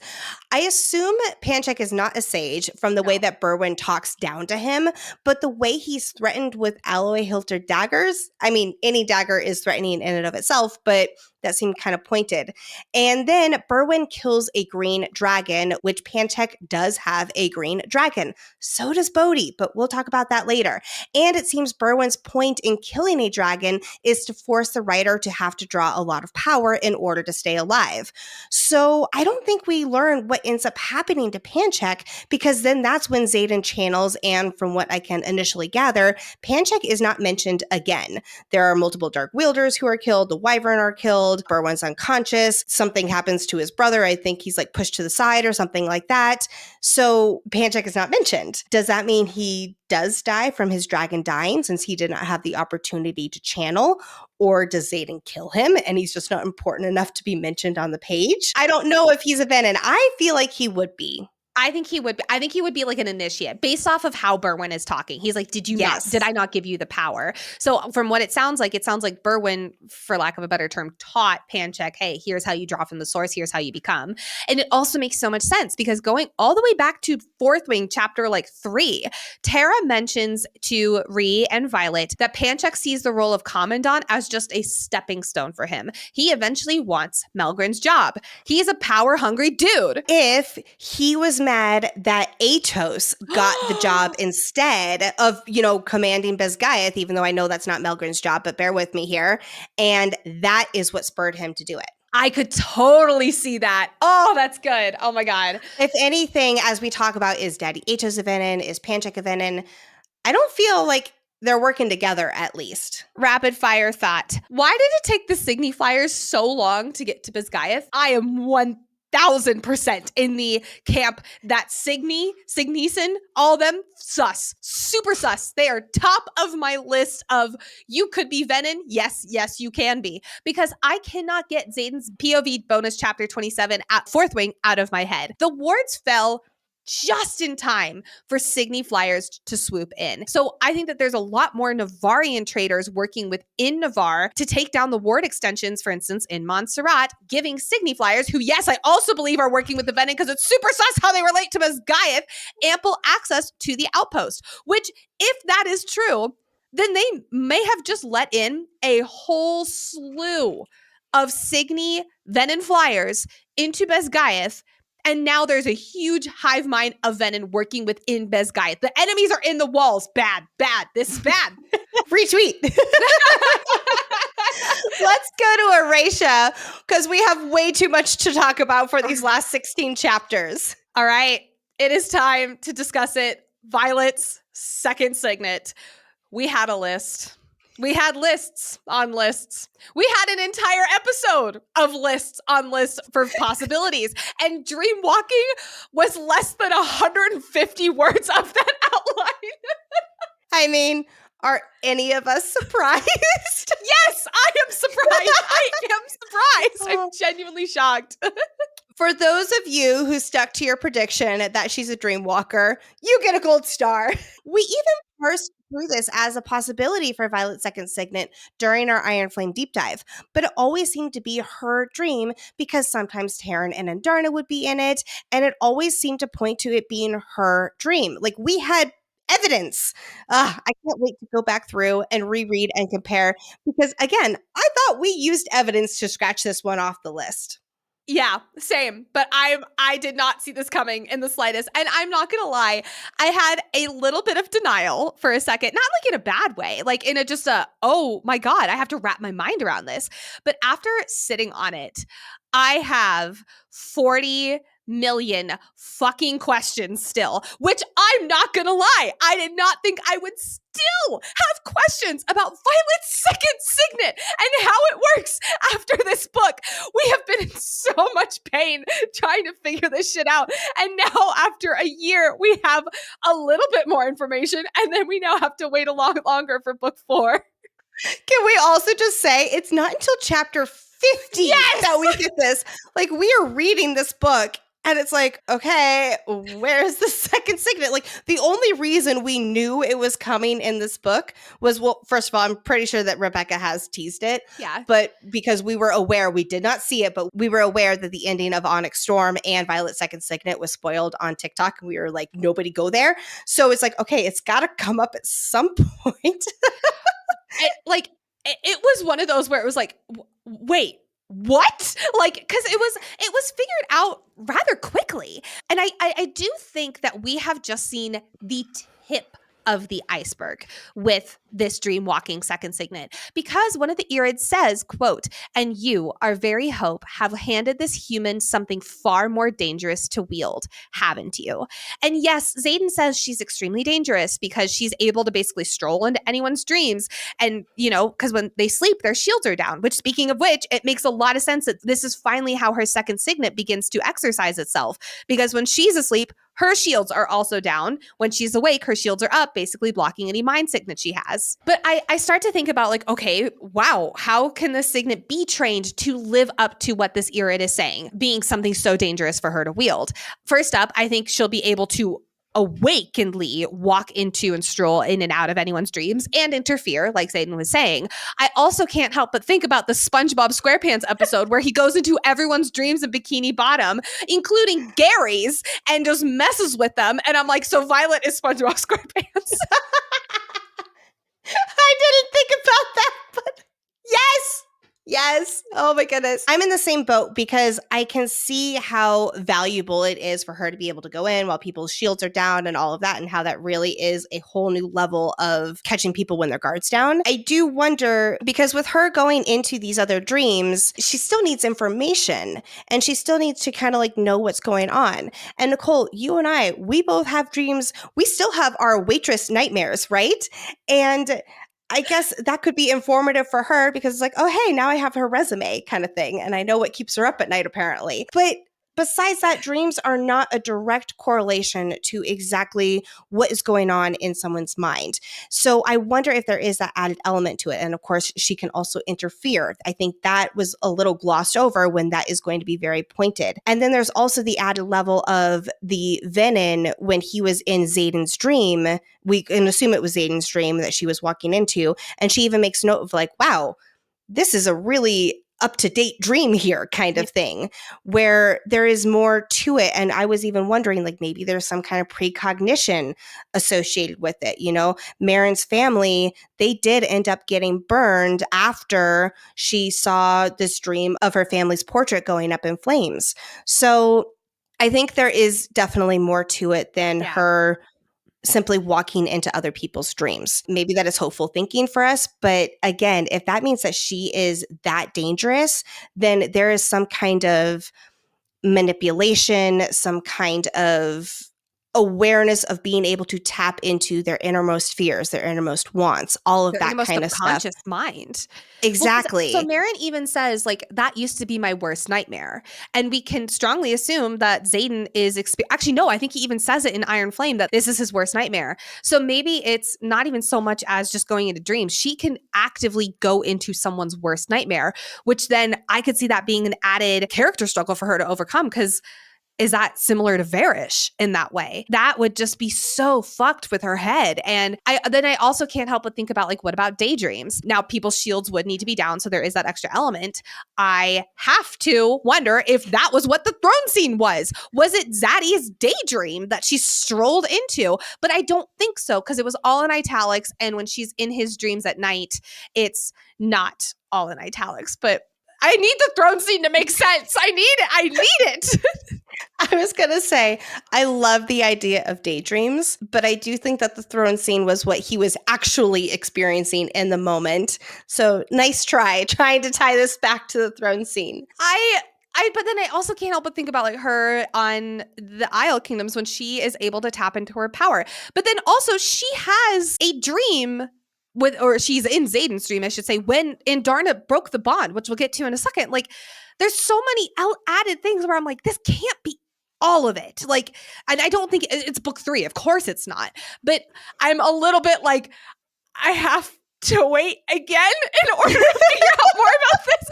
Like, I'm happy to do so. I love this book series. And yet I'm still like, I was like, fuck. But I'll say I am so excited to see where this goes. I feel like this being and I quote, form of intrinsic means that I should get half points. What do you think, listeners? Please let us know. No. No, we even had an agreement that I've sat on it we now. would be loose with the titles if we both honored it. And I'm sorry, this does not count. We'll see if book 4 tweaks it a little, because I'm still not convinced. I'm still not that I'm not convinced that she's a dream walker, but more just not convinced that that's the whole pie. Like there's more to it that I'm really excited. This is something that I will for sure still be digesting for quite some time. And more that I sit with it, I'm like, oh my God, this is really cool. For instance, and I think you brought this up in the hotel, seeing Zaden's dreams from far away and like that being the connecting factor to her. And I think I actually wrote this later, but what if that's how she gets the marriage scene, is she sees his dreams. And that's how she finally is able to put together that, oh my God, this is what happened in those 12 hours that are just missing. Well, I'll get to how I think that she'll learn about it later. Okay. But yes, I think that her being able to see Zaden's dreams as he's a Venin is going to really come into play here. I'll admit right now, the second signet of being a dreamwalker, it's like, okay. I mean, just like Rebecca said, it's a tiny bit underwhelming, but I wholeheartedly trust there is going to be a clear reason why. This second signet, there's so much built up around it, both in the story and for Violet and for Andarna and for all of us readers. We're not just like setting a whole bunch of expectations on it because Rebecca's not going to make this big signet something underwhelming and then just move on. No. It is going to play a key part in the story moving forward. And I'm so excited to see how that all unfolds and for Violet to figure it all out too. Well, in that same vein, we need a place for the signet to grow to. If it just suddenly was this epic show-stopping signet, it wouldn't have any of the elements. Like, for instance, in Iron Flame, when we learned that she wields pure power, not just lightning. It's pure power that takes the form of lightning. She's able to create it in her hands. We see that very often in Onyx Storm. We need that same kind of growth and development of this next signet. And it's going to come up in ways that we can't even fathom as a fandom. So I'm so excited. We can't forget, I kind of mentioned this earlier, but we can't forget how vividly accurate these dreams are. I don't want to say it's precognition, but I could see these dreams being more than just dreams. I'm still muddling over exactly what that could entail. It's story dreams, because when you read a dream in a novel, in a fantasy book, and whatever, it's not just a dream. It is some kind of foreshadowing. So yes, she's walking into people's dreams, but because we are in this world that we are in, it is going to have some kind of foreshadowing effect. I think it's more to that because of the Venin communicating with them in the dreams. Oh, I think that we also know that Venin have signets, right? Which is a whole other topic that I don't even think we're going to be touching here today. We are under the impression that these signets develop for the higher up Venin the longer and longer that they are alive. Remember, these Venin are essentially immortal, as we're told, and they are able to hone this power into substance, right? So we have the Storm Wielder. We have essentially distance wielding between them as well, and they can have multiple signets. Apparently, again, we're a little iffy on exactly how that all works. So what if they are, or some of them are dreamwalkers as well? And that is how Violet is going to be able to literally communicate with them inside of the dreams. Oh my God, that's good. Because she's able to manipulate and essentially be separate in the dream. Yeah. Oh, that's good. Because we know from Theophany at the very end that she is the dark wielder equivalent of Lilith Sorengail. And so there is most likely a dream walker Venin equivalent of Violet. Yes. Oh my God, you're brilliant. Yes, I love this. Would that technically be Berwyn then? Maybe. I'm going to look out for that on the deep dive. All right, sounds good. Let's talk about Andarna breaking the bond. I had Sorengail at the top of my list. I don't even think Andarna was at the bottom. She wasn't on this list at all. I did not cry at the end of the book. I wept like a baby during this part. And then Violet dealing with it was just the twisting of the knife. I love how Tairn took care of her. He was always keeping her mental pathway open with her, letting her have full access to him at all times. Like, he didn't want her to feel alone. And that was just, oh my God. And I was fully in the camp that, oh my God, we're not going to see Andarna until book 4. In fact, I was so convinced that when Violet dream walked again after Andarna broke the bond, I was like, freaking how? Again, it goes back to, I feel like there's more to the signet than we can even comprehend. And truly just add that to the list of shit that's going to keep me up at night until we get book 4. The only thing I can think of is how the Irids are magic in such a different way than the other dragons. The same rules don't apply. But what else does this mean? I have so many questions. And again, I do wonder too, this bond is so intertwined with Tairn, and that because she is still bonded to Tairn, there is still like that little piece of the bond with Andarna, almost like a shadow of it that still keeps that pathway open. But again, I don't know. And that's kind of the point, is that their magic works so differently. You're not supposed to be able to bond two dragons, but she was able to because she is Irid, because she is magic in a totally different way. But then Andarna comes back at the very end, and that was just the best surprise. I was so happy. I was not expecting that. Like, I even had to do a double take with like, wait, did I just read Andarna's name? She came out of nowhere, and we have no further explanation. Yeah, literally out of nowhere. She would have barely had time to travel to the Irid Den, especially needing help with such long flights, because I think it was about a week or so. Don't quote me on that, but 10 days. It was not that long of a time. Yeah, 10 days. So I bet she was on her way to the Isles, and she knew that she couldn't leave Violet, or she felt something between them when Violet used her signet and knew their bond was stronger than being able to be broken like that. And she ultimately chose Violet instead of the Irids. Like, it was a surface level broken, but their bond is too deep to actually be broken. And when it dawned on her, she's like, Violet is the most important thing for me. I can't do this to her. But Andarna came back with Irids, because at the very, very end in Violet's POV, this is the after 12 hours later, it says, quote, "A shape moves in the shadows to my right." And then Andarna immediately says, "I will not let them burn you." So she came back with others. Like, what did she do to convince them to come back? Yeah, this was one of the things on my reread that I was like, wait, holy shit. What? I thought Andarna was referring to like the other dragons, because Violet is in a little bit of a predicament of a situation, because Zaden is being accused of being responsible for killing dragons, riders, and stealing eggs. And she's kind of associated with that. So I thought it was that. No. But you think it's actually referring to the Irids being there, and Andarna not letting them burn Violet for her associating with Zaden? Because she says, "I will not let them burn you." And it's right after the shape moves in the shadows to my right. And because the Irids are chameleons, for lack of a better term, like, I 100% take that as like a shape, like whether it's Leothan or someone else, like moves in the shadows. And she's like, "Don't worry, I won't let them burn you." It's almost like Andarna went off, took fucking control, and then, not in like a bad way, but like she was like, "We will rise up to go help Navar." And then they all came back. I don't think it was that easy by any means, but I don't think it's also them not burning her because of her association with Zaden. I think it's them not burning her because they blame Violet for Andarna failing her quote unquote test, because Violet turned quote unquote turned Andarna into a weapon. So Andarna is almost like, you are under my protection. Let's move on to Theophany and Berwyn, because I am honestly shocked. We have touched on them a little bit, but boy, do they deserve some page time on here, because Theophany quickly skyrocketed into one of my favorite villains, definitely my favorite villain in the series. Low-key sad she desiccated and died, but I love the extra twist that it was a stone dagger made of the Temple of Dune that she can't go in, which again, why Oryx signet is outstanding.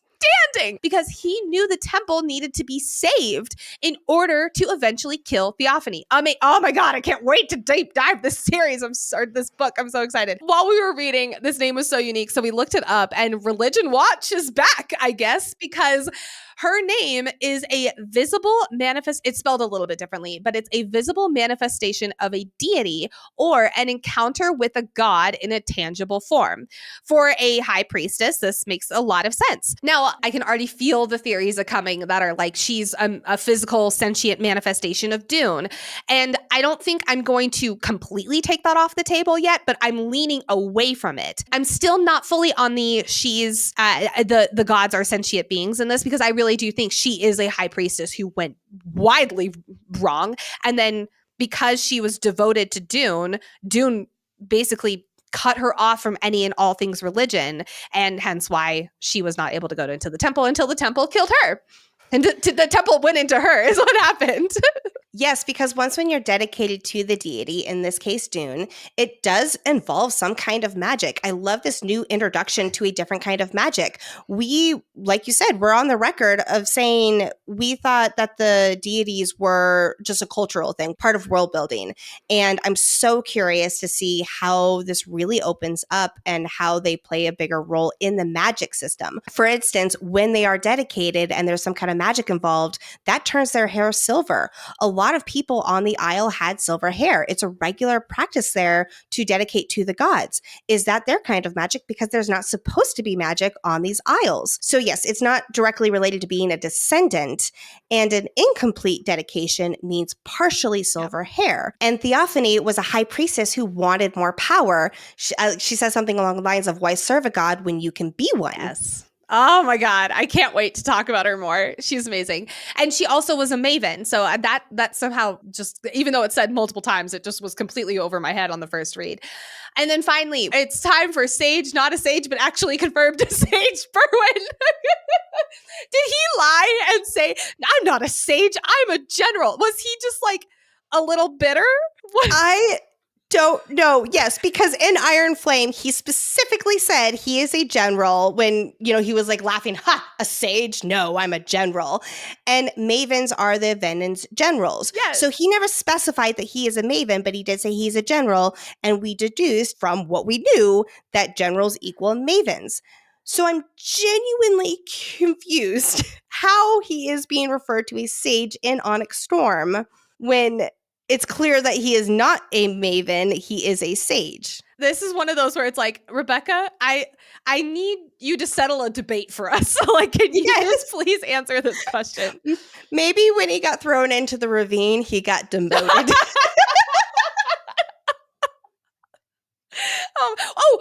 That really quick side note is, as I was doing my reread this morning, Theophany says to Violet, she's like, I can't wait to take you to him. It's something like that. I'm paraphrasing slightly. So while we did not see General Daramore on the page in Onyx Storm, he is still in play. He is absolutely still in play, even though he is not Berwin. Yes, exactly. So he is not Berwin, like we had initially thought, but he is the guy pulling way more strings, we think, at least. I think he's back in the huddle, and he's just, he's the queen bee. He's the queen bee back in the huddle. He lets the minions go out and then bring stuff back to him. Yes, there was some line, and I can't remember exactly where it was or how it was in the story, but Theophany says something like, there are so few of us who can do this, or something to that effect, or there are very few faster than me, or something like that. Yeah. And she like kind of laughs about Berwin, like, oh yeah, he's just a sage, like he's nothing. And I think that yes, there are very few. Those are like General Daramore. Yeah. So I also love that we learn in this book that if you, a sage and another sage, or you, a maven and another sage, or something, like anyone who's in a position of, I have pupils under me, if they have their eyes set on the same pupil, then the pupil basically gets to choose between, like, this is the voice. Like, I swear to God, this is the Venin voice, and I love it. We know when Zaden says, quote, my sage, and the mystery new Venin brother, who we'll get to in a moment, they are on Berwin's voice team. And Theophany was trying to get Violet on her voice team, but she died. All right, a few more rapid thoughts here before we get into the big cliffhanger. I was shocked we did not get a major death in this book. Now, in Los Angeles for Rebecca's book tour, Book Talk for Book Talk got a video of Rebecca saying that, quote, someone you love won't make it, regarding book 4. So that's going to be on my mind throughout this entire deep dive. And I already have a list, and I think I know who's at the top of my list of who I think that's going to be, because there's a lot of foreshadowing for their death in this book. We will link this video in the show notes, by the way. We probably didn't get a major character death in this book because it's going to be that much worse next book. So she's like giving us a little break before really just... Yeah. Like, I'll just say it's going to be worse than Mira. That's who I'm thinking. It's going to be way worse than Mira is who I think. I'm worried for Riddick still. I'm worried for Taryn. Now, we did get Quinn's death, which was so heartbreaking because we got it in Imogen's point of view, which just was the extra knife twist that Rebecca's so good at giving us. It felt so fitting that we got her death from a character's POV where we were right there with her, and she was Imogen's absolute best friend. And her death wouldn't have been nearly as impactful if it was from Violet's POV. I always loved Quinn, and she had the coolest signet. So she had such an honorable send-off thanks to it being from Imogen's POV. Yeah. Let's actually take a second and talk about the extra POVs, because at the very beginning of the audiobook, we flipped out because there were 2 extra names dropped at the beginning in addition to Rebecca Soler and Teddy Hamilton. And we were like, oh my God, are we going to get dragon POVs? Like we were freaking out. I thought for sure we were going to get an Andarna POV after she left. I thought it was going to be her making it to the Irids Dragon Isle, and it was going to be her realizing like they weren't what she thought, or it's like something where she was like starting to realize, oh my God, I've made a huge mistake. And Ree and Imogen were really not on our, I don't even think they were touching our list at that point. No. But in such a chaotic battle, it was so cool to see the extra context and how much is really and truly happening on the page. I will say I did keep waiting for something really bad to happen during Ree's, and nothing really did. And we instead just got to see her be a total badass, and Fierge being one of the coolest dragons ever. I loved getting to see Ree's POV as a squad leader in battle and how she deals with the responsibility of leadership. I loved getting to see how much Fierge trusts Ree. Like, Fierge was constantly asking, like, what are your orders? What do you want to do? And you can really feel Fierge pushing Ree to be the best leader she can be. And I loved that. Yes. It was really cool to see the different angles of this chaotic battle, like you were saying, and have more comprehensive insight into all of what was going on. We're always so limited to only what was happening for Violet, or maybe a little bit from Zaden too. And it was really cool to see what else was going on when it was so sporadic and so spread out there. At the same time, I won't lie, Ree's POV otherwise was a little lackluster. Yeah. I kept waiting for something super eventful to happen. And once when it ended, it was like, okay, that was cool. And then I kind of kept moving on with my life. Yeah. It was one of those where we were in the middle of just this like intense moment with Violet, where sometimes taking a breather is really nice, where it's like, okay, get my heart rate to set down. And I think that maybe that was the intention of it. I think for me as a reader on the first read, I was like, wait, no, like I need to know what's happening. Like, oh my God, like my heartbeat's going 1,000 miles a minute. Seeing Riddick freeze a wyvern from the inside out was pretty awesome though. That was really cool. I loved it. Yeah. So I have kind of mixed feelings about that one. But then when we got into Imogen's POV, I was very naive because I was like, okay, like we're in another POV. It's just going to be kind of like another little side quest, if you will. And we were, it was awesome to see her badassery. We get confirmation of her second signet, which was amazing, especially given the foreshadowing at the beginning of the book that someone was going to be an earthbender, for lack of a better term. Imogen's second signet is so fitting for her. She's down to earth. She's unmovable. She's such a badass. Also, I love her and her dragon. Yes. All I could think of was Legolas and Gimli from Lord of the Rings. That only counts as one. We have the same brain. That's exactly what I was thinking. And then we get to Quinn's death, and it was just gut punching. Oh my God. And her telling Imogen, like, go tell Garrick how you really feel. Like, go find your own happiness. Like, oh my God. And now Garrick's missing. And it's like, oh my God. I was convinced that when Garrick came into the picture, we were finally going to get them kiss, or she was going to confess because they could die at any second. And I loved that while it's not Violet. Violet is waxing poetic when it comes to Zaden, right? It's this side of Imogen that we don't really normally get to see, where she was checking out Garrick. She's in love with him. And I want them to be happy and be okay. Some other rapid fires before we get into the last 2 chapters. Oryx signet. Holy shit. It makes so much sense. At the idea, we were like, at the hotel, we were spouting off at ideas like, how can this be used going forward? And it's like, I think it was actually you, Lexi, who mentioned this, like seeing Halden's death, or like foreseeing Halden's death, or even his father's, basically seeing himself on the throne. And just to twist the knife a little bit and purposefully not trying to stop it for the good of the continent and world, as we all know what Halden did in the Isle Kingdoms. Although, of course, Arik is really struggling with this sense of leadership. Like, he doesn't want it, but it keeps coming up for him. And so that would have to be a decision where it's like, I have to take this leadership role, really step into it for the good of literally the world. I could even see him foreseeing something that Halden does that would ruin the continent, where he's like, I have to step in and do something. And so he takes fate into his own hands and kills him. There's so much potential here. I love it. This only locks in that he is going to be king, because having a king with precognition is brilliant. Brilliant. Oh, Rebecca, you're so smart. We thought for sure he was going to be the distance wielder. We are definitely on the record multiple times thinking that. But since we didn't have Garrick having a second signet on our bingo card, we were like, yep, we're so happy. Let's fucking go. Like, I was so excited about how at first when Garrick had the distance wielding, it's like, oh shit, what's Arik's signet now going to be? I remember there's this one moment. It was after he pulls Lynx out of the way to get the door, and maybe it was like the Dune Temple or something. There was a moment in between that where you and I looked at each other and we were like, holy shit, he's a precognition. That was so satisfying. Oh my God. I also find it so interesting how Arik seems to have kept his signet a secret. He's been pretending he hasn't manifested it yet because he doesn't want his signet known.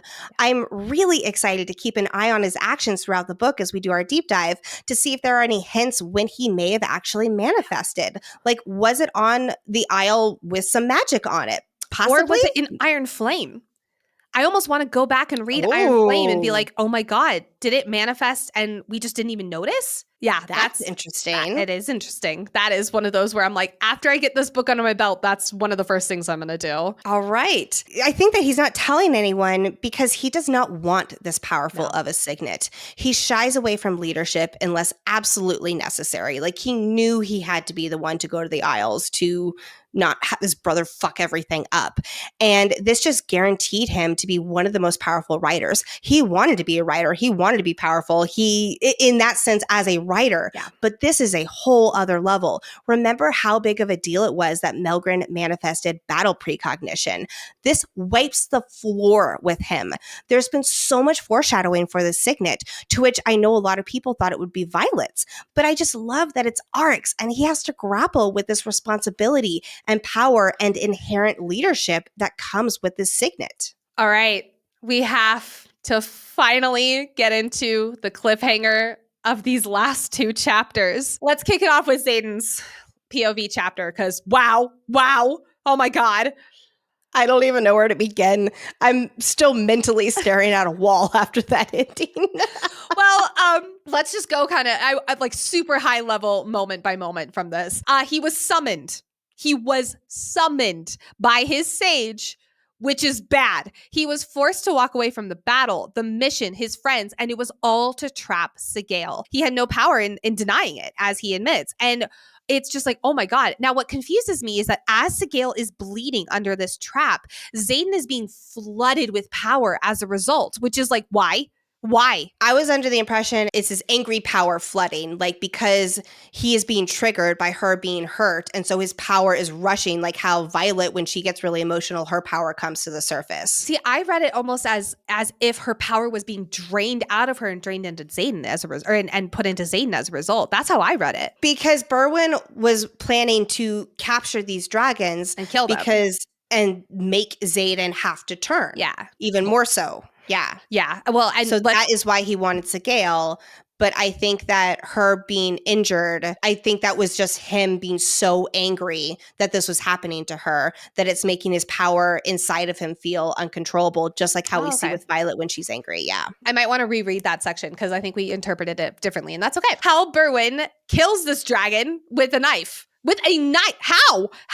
Now, it's an alloy hilted knife, but like, What? That's the key. It's an alloy hilted dagger. So that means that these alloy hilted daggers can kill dragons. If it's one of the only things that can kill Venin, it absolutely makes sense that it can also kill dragons. No one would have ever dared try to do that before. And so now we know how else to kill dragons. Yeah. It's very concerning. It's extremely concerning. And I don't think we're done seeing that yet. And I don't like that. All right.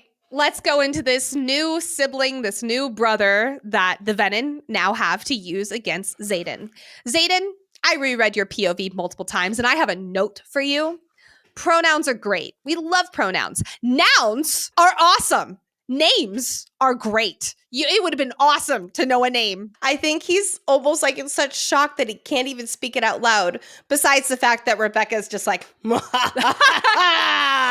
Now, we know it's someone who knows what he's been through for the past 5 months. So it's either Bodhi or Garrick. I've been seeing a few people being like, what if it's Riddick? He's missing towards the end of Dane. I've seen that a few times.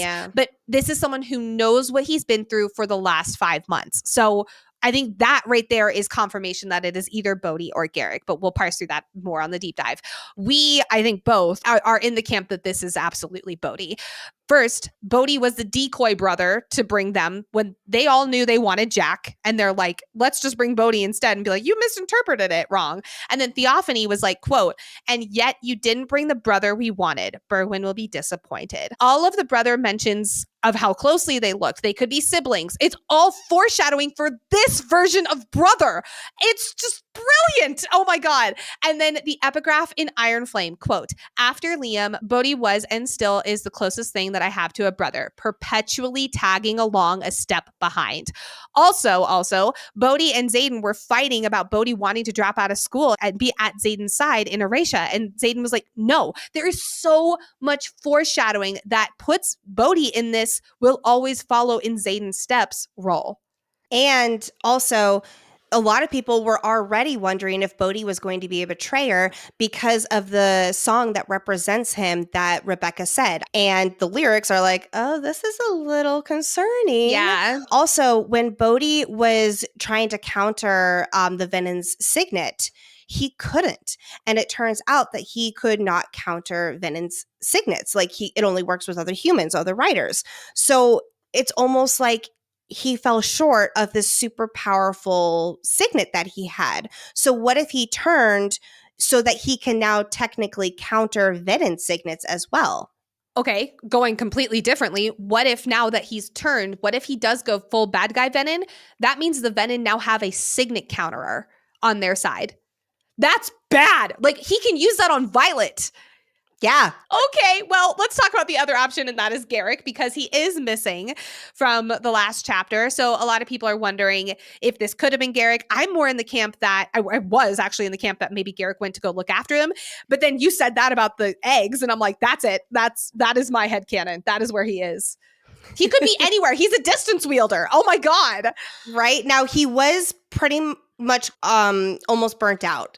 Like True. When he was with Imogen, he was not going to be able to do much more distance wielding. So we don't know exactly how that works or what. Obviously, after a little bit of time, he would be able to do it again, especially within that 12-hour window there. But yes, very concerning. Yeah. I really want to reread Imogen's chapter ending because that's the last time we see Garrick and Bodhi on the page. At least I think so. Again, I need to do a reread here.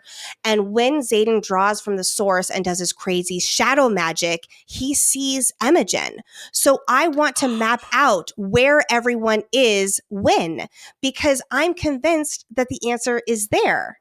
Yeah, I think you're right. And I am like 99.9% sure it is Bodhi who turned. Although I will say that would be kind of an obvious answer. And Rebecca likes to be like, okay, so this is what you think, but I'm going to make it this instead. We then have to move into the next part, which is to save Sorengail. Zaden pulls and pulls and pulls and pulls and pulls and sends everything into darkness, killing a lot. And it's just bad. We know that he killed a lot of wyvern because that's what he sees, but I wonder if it is just wyvern. We know that multiple riders are dead along with their dragons. Now, that would be a really tough look for our morally gray, turning very dark gray guy. And there are also 6 dragon eggs that are missing. That is what concerns me the most, but again, from what you said earlier, this is Feathertails because they're baby dragons when they hatch. Feathertails can give their gift away. So what if the Venin have Feathertails in their possession if that is where they are? Like, I'm terrified. I'm still holding out hope that Garrick took the eggs to the Isles because Zaden told him to do that to give them a chance to fight against the Venin. No matter what, I don't think Zaden would have married Violet, like given her Tyrandor. That is a very sane decision, which I will get to this in a second. That is a very sane decision. And then immediately be like, well, let's steal some dragon eggs now. Let's go unhinged. So there is this epigraph in chapter 26 that says, quote, in the first 24 hours of removal from source magic, the subject and ASIM presented as even tempered. Garrick is missing within the first, and the dragon eggs are missing within the first 12 hours. Of Zaden, this would be Zaden 12 hours into being mildly even tempered, if that's what we can call him. So if that is the case, then I don't think he would have stolen people, eggs, killed people. So I definitely think he told Garrick to go do something with it. I think you're absolutely right. Now, we get this polling, and this is not the I reach we get from Iron Flame. This is paragraphs and paragraphs of him pulling and pulling and pulling and losing every ounce of his soul that he has left. Almost every ounce, I should say. I loved this storytelling. He turned to save Violet in Iron Flame, but he fully turned to save the other most important woman in his life, and that is Sorengail. Oh, which, as terrifying and horrible as the whole sequence is, and just mesmerizing, it's like, oh, I know. It is really sweet. Now, back to this epigraph chapter 26, because I want to go back to this 24 hours being even tempered. Because what else did Zaden do in these 24 hours? He did a wedding. He had a wedding with Violet, which, what? He did so with someone who owed him a favor. I couldn't figure this out, but you piece this together really quickly. Yes, the priestess from the temple that they saved. Okay. Zaden told Violet in chapter 55 that she, the priestess from the Dune temple, is in his debt and owes him whatever favor he sees fit. Continuing with this epigraph, though, from chapter 26, quote, but the withdrawal quickly revealed the subject's true nature, requiring the subject's immediate transfer to stage 2 of the study. Her results can be found with group 33B under category Death by Fire, and then subsequently group 46C under the category Death by Poison. This is extremely concerning. I am going to go on the record and say I do not think Zaden was killed. No. Because that is certainly, seems like it could be, whether by fire like Sorengail or poison by like Violet. Maybe Violet was supposed to kill him by poison, like after they got married and he was like, this is what needs to happen, but she couldn't do it. So he left and she ensured she couldn't remember. Yeah. I'm going to go with that one. I'll get more of that in a second, because the last line of Zaden's POV chapter is, quote, we're airborne in less than a minute. The last line, including less than a minute, cruel, Rebecca Yarros, cruel. And then 12 hours later, we are back in Violet's POV, and da da da da da da da. She's married.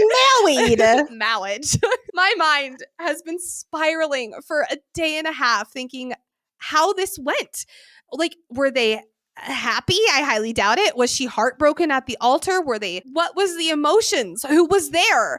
Did she know Zaden would immediately leave? I'm assuming yes. And she was so heartbroken that she had Imogen wipe her memory. When Riddick was talking to Violet about what is your line, and she said, my line is when he hurts me. I don't think Zaden would be like that, because when he's with Sorengail, like, he's trying to do this for the good, and he knows that marrying her, like, he knows that he's gone. No, so I don't think okay, it's like, we got to do this. Like, I think it's an emotional hurt. Like, he's leaving. Oh, yeah. No, I think it's like that is my line, when he hurts me, and him leaving and breaking up with her in death, like, that's the line. And so she's like, wipe this from my memory. I cannot live with this. So you mentioned, how are we going to get that memory? Dane. What if Dane can retrieve it? Sloane even mentions how he's so powerful, so I wonder if he can counter Imogen's signet. Again, magic likes all things in balance. But Violet also seems to have made the choice not to remember. So will she, I'll say, want to remember it? Yes. Or will she get it back and then be like, shit, yes, I was not supposed to remember that. I wish I did not remember that. And then she's going to have to really live with that. But I think that Dane is the key here. Maybe. I'm smelling what you're stepping in. I can be convinced. I definitely think she's going to get the memory back somehow, whether it's through Zaden dreams like we were talking about earlier. Now, what will be interesting with the Zaden dreams, if that does happen, how to decipher what's real and not real? How will she be able to do that? How will she manipulate it if she does? Like, will she... I don't know. I genuinely don't know. But like, I do not see a world where we do not get this wedding memory, at least in bits and pieces. Somebody from our Discord, and I'm so sorry I can't remember who it was, mentioned, I need all the fanfics of this marriage. And it's like, oh my God, the fanfics that are going to come out of this. Oh my God. But that's the thing, is like, it's going to be heartbreakingly sad because Zaden knows what he's doing. And yes. Oh, I don't know if I'm ready for this next book's gonna wreck us. Oh my God. Where are we at in that W of yours, Nicole? Oh, we're in the boom, downward spiral. But I mean, technically, Orisha is saved. Yeah, technically. Technically it is. You know what's not saved? My heart. Lexi, my heart's not saved. We also have a chapter header about Zaden walking away. He says, quote, "You might be angry when you realize I didn't wake you to say goodbye, but it's only because I no longer fully trust my ability to walk away." Now, this is recovered correspondence from His Grace Lieutenant Zaden Ryerson, 16th Duke Katingador, yada, yada. We don't know when this was written. So what if he saved her letters? Or he gave her letters and he knew she was going to have her memory wiped. So, and he's been writing because he's known that he's going to turn. And so he's been writing her letters. Yes. Yeah. Well, okay, that actually brings us perfectly into this ring, because you pointed out brilliantly that there's a missing stone on the sword of Tyrandor. When did Zaden make this ring for Violet? Because it was made for a while. When they were back in Erasia in part 3 for runes, in this section 3 for runes rotation, Violet notes how she sees the sword inside his box of nothingness and, quote, "It's missing a single stone near the top, but looks no worse for wear after been in Navarian's possession for 600 years. So I'm guessing when he left Bisgayev and went back to Erasia, that is when he started putting all of these in motion. And he got her a ring. He made it. He probably started writing letters. Yeah, he's been preparing for this for a while. Again, like we knew that because he's always been like, I'm not going to give up. But he's also a realist where he's like, this is not going to turn out well for me. So I am going to enjoy the borrowed time that I have while not giving up either. Mm-hmm. And this was part of it. But at the same time, we can't forget about him priming Bodhi either as his heir. So how that relates back with Violet, him knowing that she would be taking over for him if they were married. So knowing that Bodhi has turned, now doing this with Violet is his last only option. Yeah. Oh my God. This hurts. Then we get the real hurt. And that is the admission that it was Imogen who wiped her memory of the last 12 hours. At the Barnes & Noble book release in Los Angeles, Rebecca said that the last page is her favorite in this book because she had it in her head when she was writing Fourth Wing. She always knew where that storyline was going. And so finally getting to write it was like, yes. And I love it. I love this twist. I'm heartbroken. My mind is spinning. I'm dying to know what those 12 hours were. But my God, this storytelling was such a good cliffhanger. Brava, Rebecca Yarros. Brava. Really and truly, I mean, it was so good. I'm heartbroken by that ending, and yet I can't stop smiling at the same time.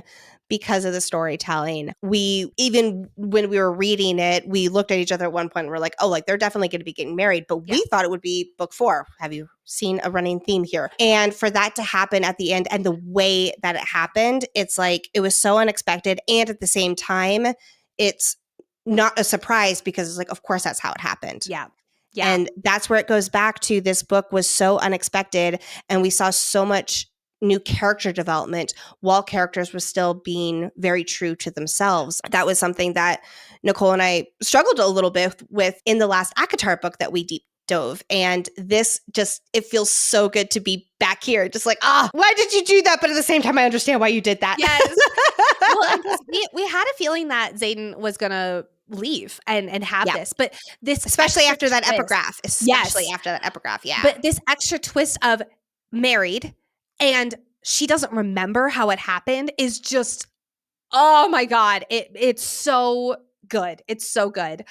Before we wrap up this episode, let's move into the famous bets and the way they turned out, because oh God. So first and foremost, who will fall asleep first at the hotel?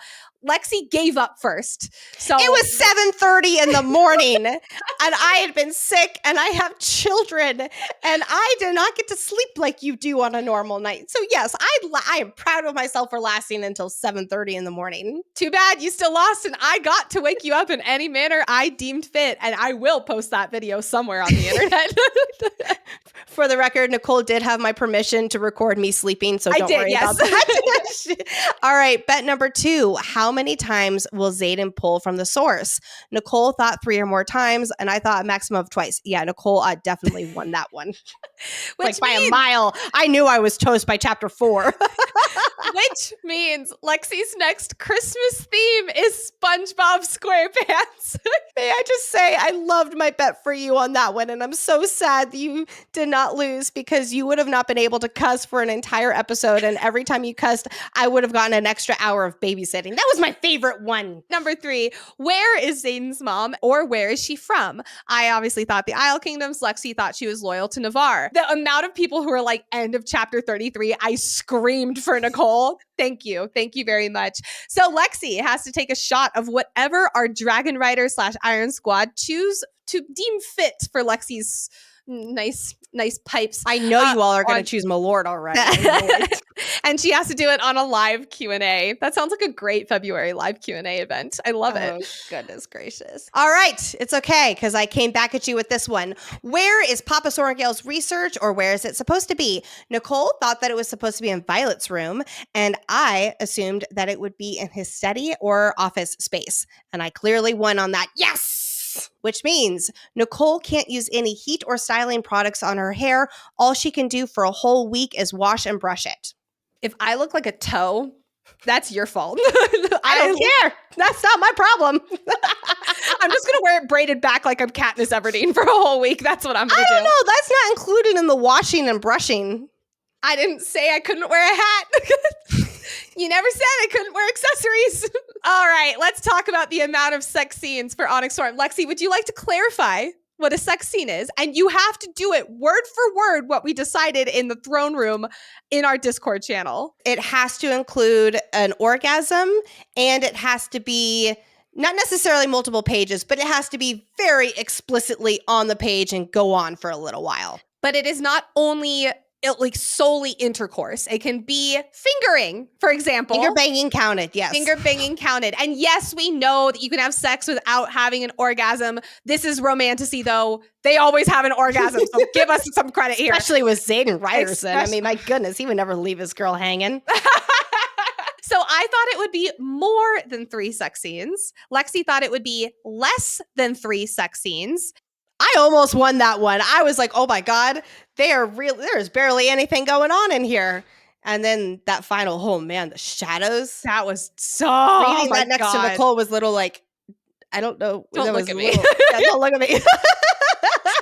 And we decided that if it was 3 on the dot, then our hairstylist, Whitley, actually won this bet. And she won it. So Whitley, you get to choose both of our shades of hair. And I think I gave her permission to choose my accent shade as well. The next time we get our hair dyed. All right, number 6. Is Naolan a Venin? Nicole thinks that Naolan is a sage or higher, and I think that Naolan is an ASIM level or lower. We did not find out about this whatsoever, so nobody won this bet. Which is a bummer because this was the drive-through with the spiciest scene that the Discord could possibly come up with. And I'm a little sad, but we'll save that one for whatever book 4 is. I will say, however, there was a lot of foreshadowing for Naolan. Yes. Both, I think, with him turning Venin, with the whole scene with Dane and Sloane and Brennan saving Mira, and how Sloane was so scared because she didn't want to become a Venin. And I think that's like her not doing what Naolan did do. And then, for instance, like the first love, the passcode for Papa Sorengail's research, we were like, oh my God, what if it's Naolan? Because the 6 letters fit. It turned out to be I'm Sir. However, was it Mira who said, well, Brennan was with a writer who was a few years older than him? Well, and also I want to point out that going back to that Dane and Sloane scene for 1 second, there, because I didn't mention this when we were covering this. Oh, yeah. There's that line where Sloane is touching Dane and she's like, I don't want to hurt you. And Dane says, oh, you most definitely will. I'm like, oh my God. Like that to me was like romance foreshadowing between the two of them. I did not catch that at all. I thought you were going to be talking about the rune-shaped scar. I need to. Because they're like, wait, where is that? And it's like, it's not there, which means that it was something very specific between Naolan and Brennan. Assumably.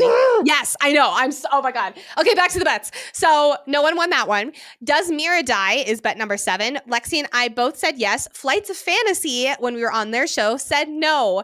And Flights of Fantasy, you won that bet. We have to. You barely won that bet. I think we should get a half point. No, we don't. I know. That was I don't get a half point for intrinsic. We don't get a half point for that. The losers, us, have to wear a funny or embarrassing shirt or accessory provided by the winners during the recording of one of our Onyx Storm episodes. All right, Flight of Fantasy, give us your worst. Don't say that. Don't say that.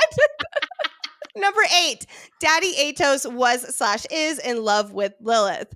Me and Kaya said no. Nicole and Gabriel said yes. We did not find out. I was actually very surprised we did not learn more about Daddy Atos. Again, there's so many breadcrumbs for the going-ons at Biscayeth. Like we got like a little piece of it with Pancheck, but there is definitely more to it. Yeah. So no one won that one is how we took that one. Number 9, Suri's silver in her hair means something. So because of the way we learned that the silver in the hair works and you dye it or you fully dye it, there's not really a whole lot of partial dyeing. We did go with the answer to that is no, which means Lexi won that bet. And that means I have to learn and perform a goofy TikTok dance chosen by Lexi. So excited. Nicole's also being mean and she's like, oh, it's a good thing I'm the winner of that one. I got a third of a dance degree. I'm sorry. I didn't get a third of a dance degree. Oh dear, this one is hurting. Zaden will be cured in Onyx Storm. I get negative points on that one. I said yes. I was being hopeful. I was like, yeah, okay. I went with the usual, like, oh, we think that this will happen in book 4, but it'll actually happen in this book. You know what else will hurt? The Orange Theory class that you now have to attend with me because you lost that bet. You know, they finally stopped calling me because I did a millennial thing and I ghosted them because I was not supposed to be on their promotional list when I called them to give you credits for your Christmas. Welcome back to the list, baby. You're about to get back on there. All right, number 11. The 7th Dragon Den has writers. Woof. Lexi said no. I said yes. Yep. Lexi absolutely won this one. So that means she gets to pick out a ridiculous travel day outfit for me to Romantasy BookCon. Yes, I'm so excited. If you make me a dragon onesie, I swear to God. Oh, that's so cute. You think it would just be a dragon onesie. I will say, I have to be the one traveling with you, so I have to be willing to be next to you. And you know what I'm going to do? I'm going to constantly be like, hi, Lexi, and I'm going to make sure they know you know me. It's funny because our husbands are also traveling with us. That's right. And sweet Brett, your golden retriever of a husband, will be like, oh, honey, you don't look that bad. It's good. It's fine. What do you want me to wear it instead? Lyra turned Venin. Specifically, although this wasn't necessarily part of the bet, Nicole thought that the silver-haired Venin was going to be Lyra. I said no. Nicole said yes. And we are going with no. If it wasn't Theophany, like that was who I was ride or dying it to be. So I think that it is a fair assumption. Yes. All right. I was really scared there with the lightning wielding. I was like, oh my God, it is actually Lyra. But nope, I won that one, which means Nicole has to record an entire segment of an episode speaking in a ridiculous character voice chosen by me. Number 13, is Daddy Atos partnered with the Venin outside of Navar? Lexi said no. I said yes. We did not get full confirmation on whether or not that is true. So we went with a no one for that one. So that is going to be, I guess, pushed to book 4. All right, Violet's second signet. I was thinking it would be something along the lines of a knowledge weaver, and Nicole thought that Violet was an intrinsic. And Nicole does not get points on this one. I'm taking it to you all. If I get points, if you think that I still get half points. No. Tell me. No. We already made this decision. No. I sat on it more. And you were way too surprised for it to be a dreamwalker that it's like, nope, sorry, does not count. Okay, that's does not count. Number 15, Violet rides Andarna. Oh, yet again. I said yes. Lexi said no. The loser cannot say a common word selected by the fan club during an entire episode. So, like, dragon. All right, number 16. We will meet Naol in this book. I said no. Nicole said yes. I win. So that means Nicole has to wear an aluminum foil hat for her segment, recording an episode of my choosing. I'm going to watch a YouTube video on how to make like a beautiful aluminum foil hat. I'm going to be a crafty bitch and figure out how to make that happen. Number 17, Sorengail will break the bond with Zaden. Lexi said no. I said yes. We actually said no one wins this one because it is extremely unclear by the end of this book. So we are going with question mark, push to next book. What is also unclear is whether Carr is a Venin. I'm like 99% sure he's not, but whatever. It was not confirmed or denied, so nobody wins that one. And last but not least, Jack Barlow finally fucking dies. Lexi said yes. I said no. Hopeful yes. I didn't actually think so, but I know I lost it anyway. Lexi has to wear an egg tattoo on her face for an entire day, and we're not going to make it a semi-permanent one like the Discord was trying. This is not going to be a 1 to 2 week. It is for one day. You get a little temporary tattoo on your face for a day. All right, friends, friendly reminder that this coming Monday, we have our public live Q&A. It will be spoiler central. So please only come if you finish the book. I hope you have because you're still listening. That'll be Monday, 7 p.m. Eastern time. Link for the live will be in the show notes. And February 3rd is our episode 1 deep dive where we are covering the prologue through chapter 6. And again, spoilers for the whole book starting from episode 1. We'd also love to give the biggest warm welcome to our newest Iron Squad members. And you all, we're absolutely honored and so appreciative for how many of you there are. So buckle up, friends. Thank you so much for joining Iron/Quest Squad.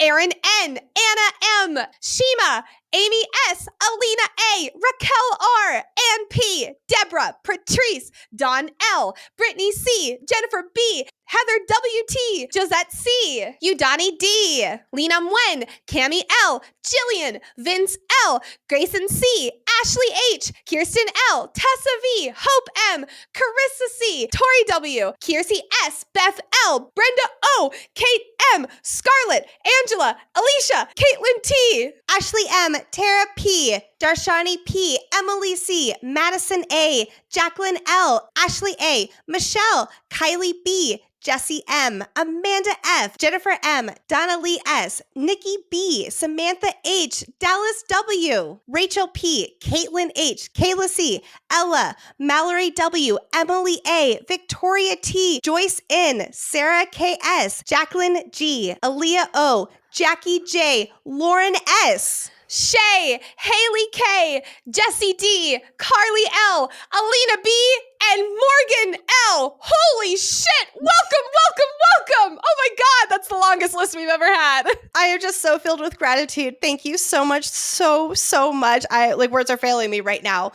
Thank you for supporting the show. Thank you so much for being part of this community. And if you're like, hey, I want my name shouted out on the podcast and to be shouted with all the love and support too, please be sure to join our fantasy fan club at fantasyfangirls.com/fan club. The link is, of course, also in the show notes. After our 12-week deep dive, the next book series we will be covering is the Kindred's Curse Saga by Penn Cole, starting with book 1, Spark of the Everflame, in April 2025. You can get the book with the link in the show notes. And be sure to follow us on Instagram and TikTok at Fantasy Fangirls Pod. We have so much more content on there. We are very active on Instagram stories, and we can't wait to see you there. And thank you, as always, to our content researcher, Brooke, and of course, our executive producer, aka our sanity manager, our grounder to the earth right now, Hedon. Thank you so much for all you do. And last but not least, of course, share this episode with your fellow Onyx Storm friends. If you are waiting for the deep dive and you're eager for any morsel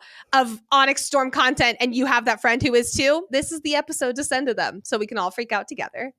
All right, friends, we will see you on Monday, January 27th, and we will see you on February 3rd for the deep dive. Bye-bye.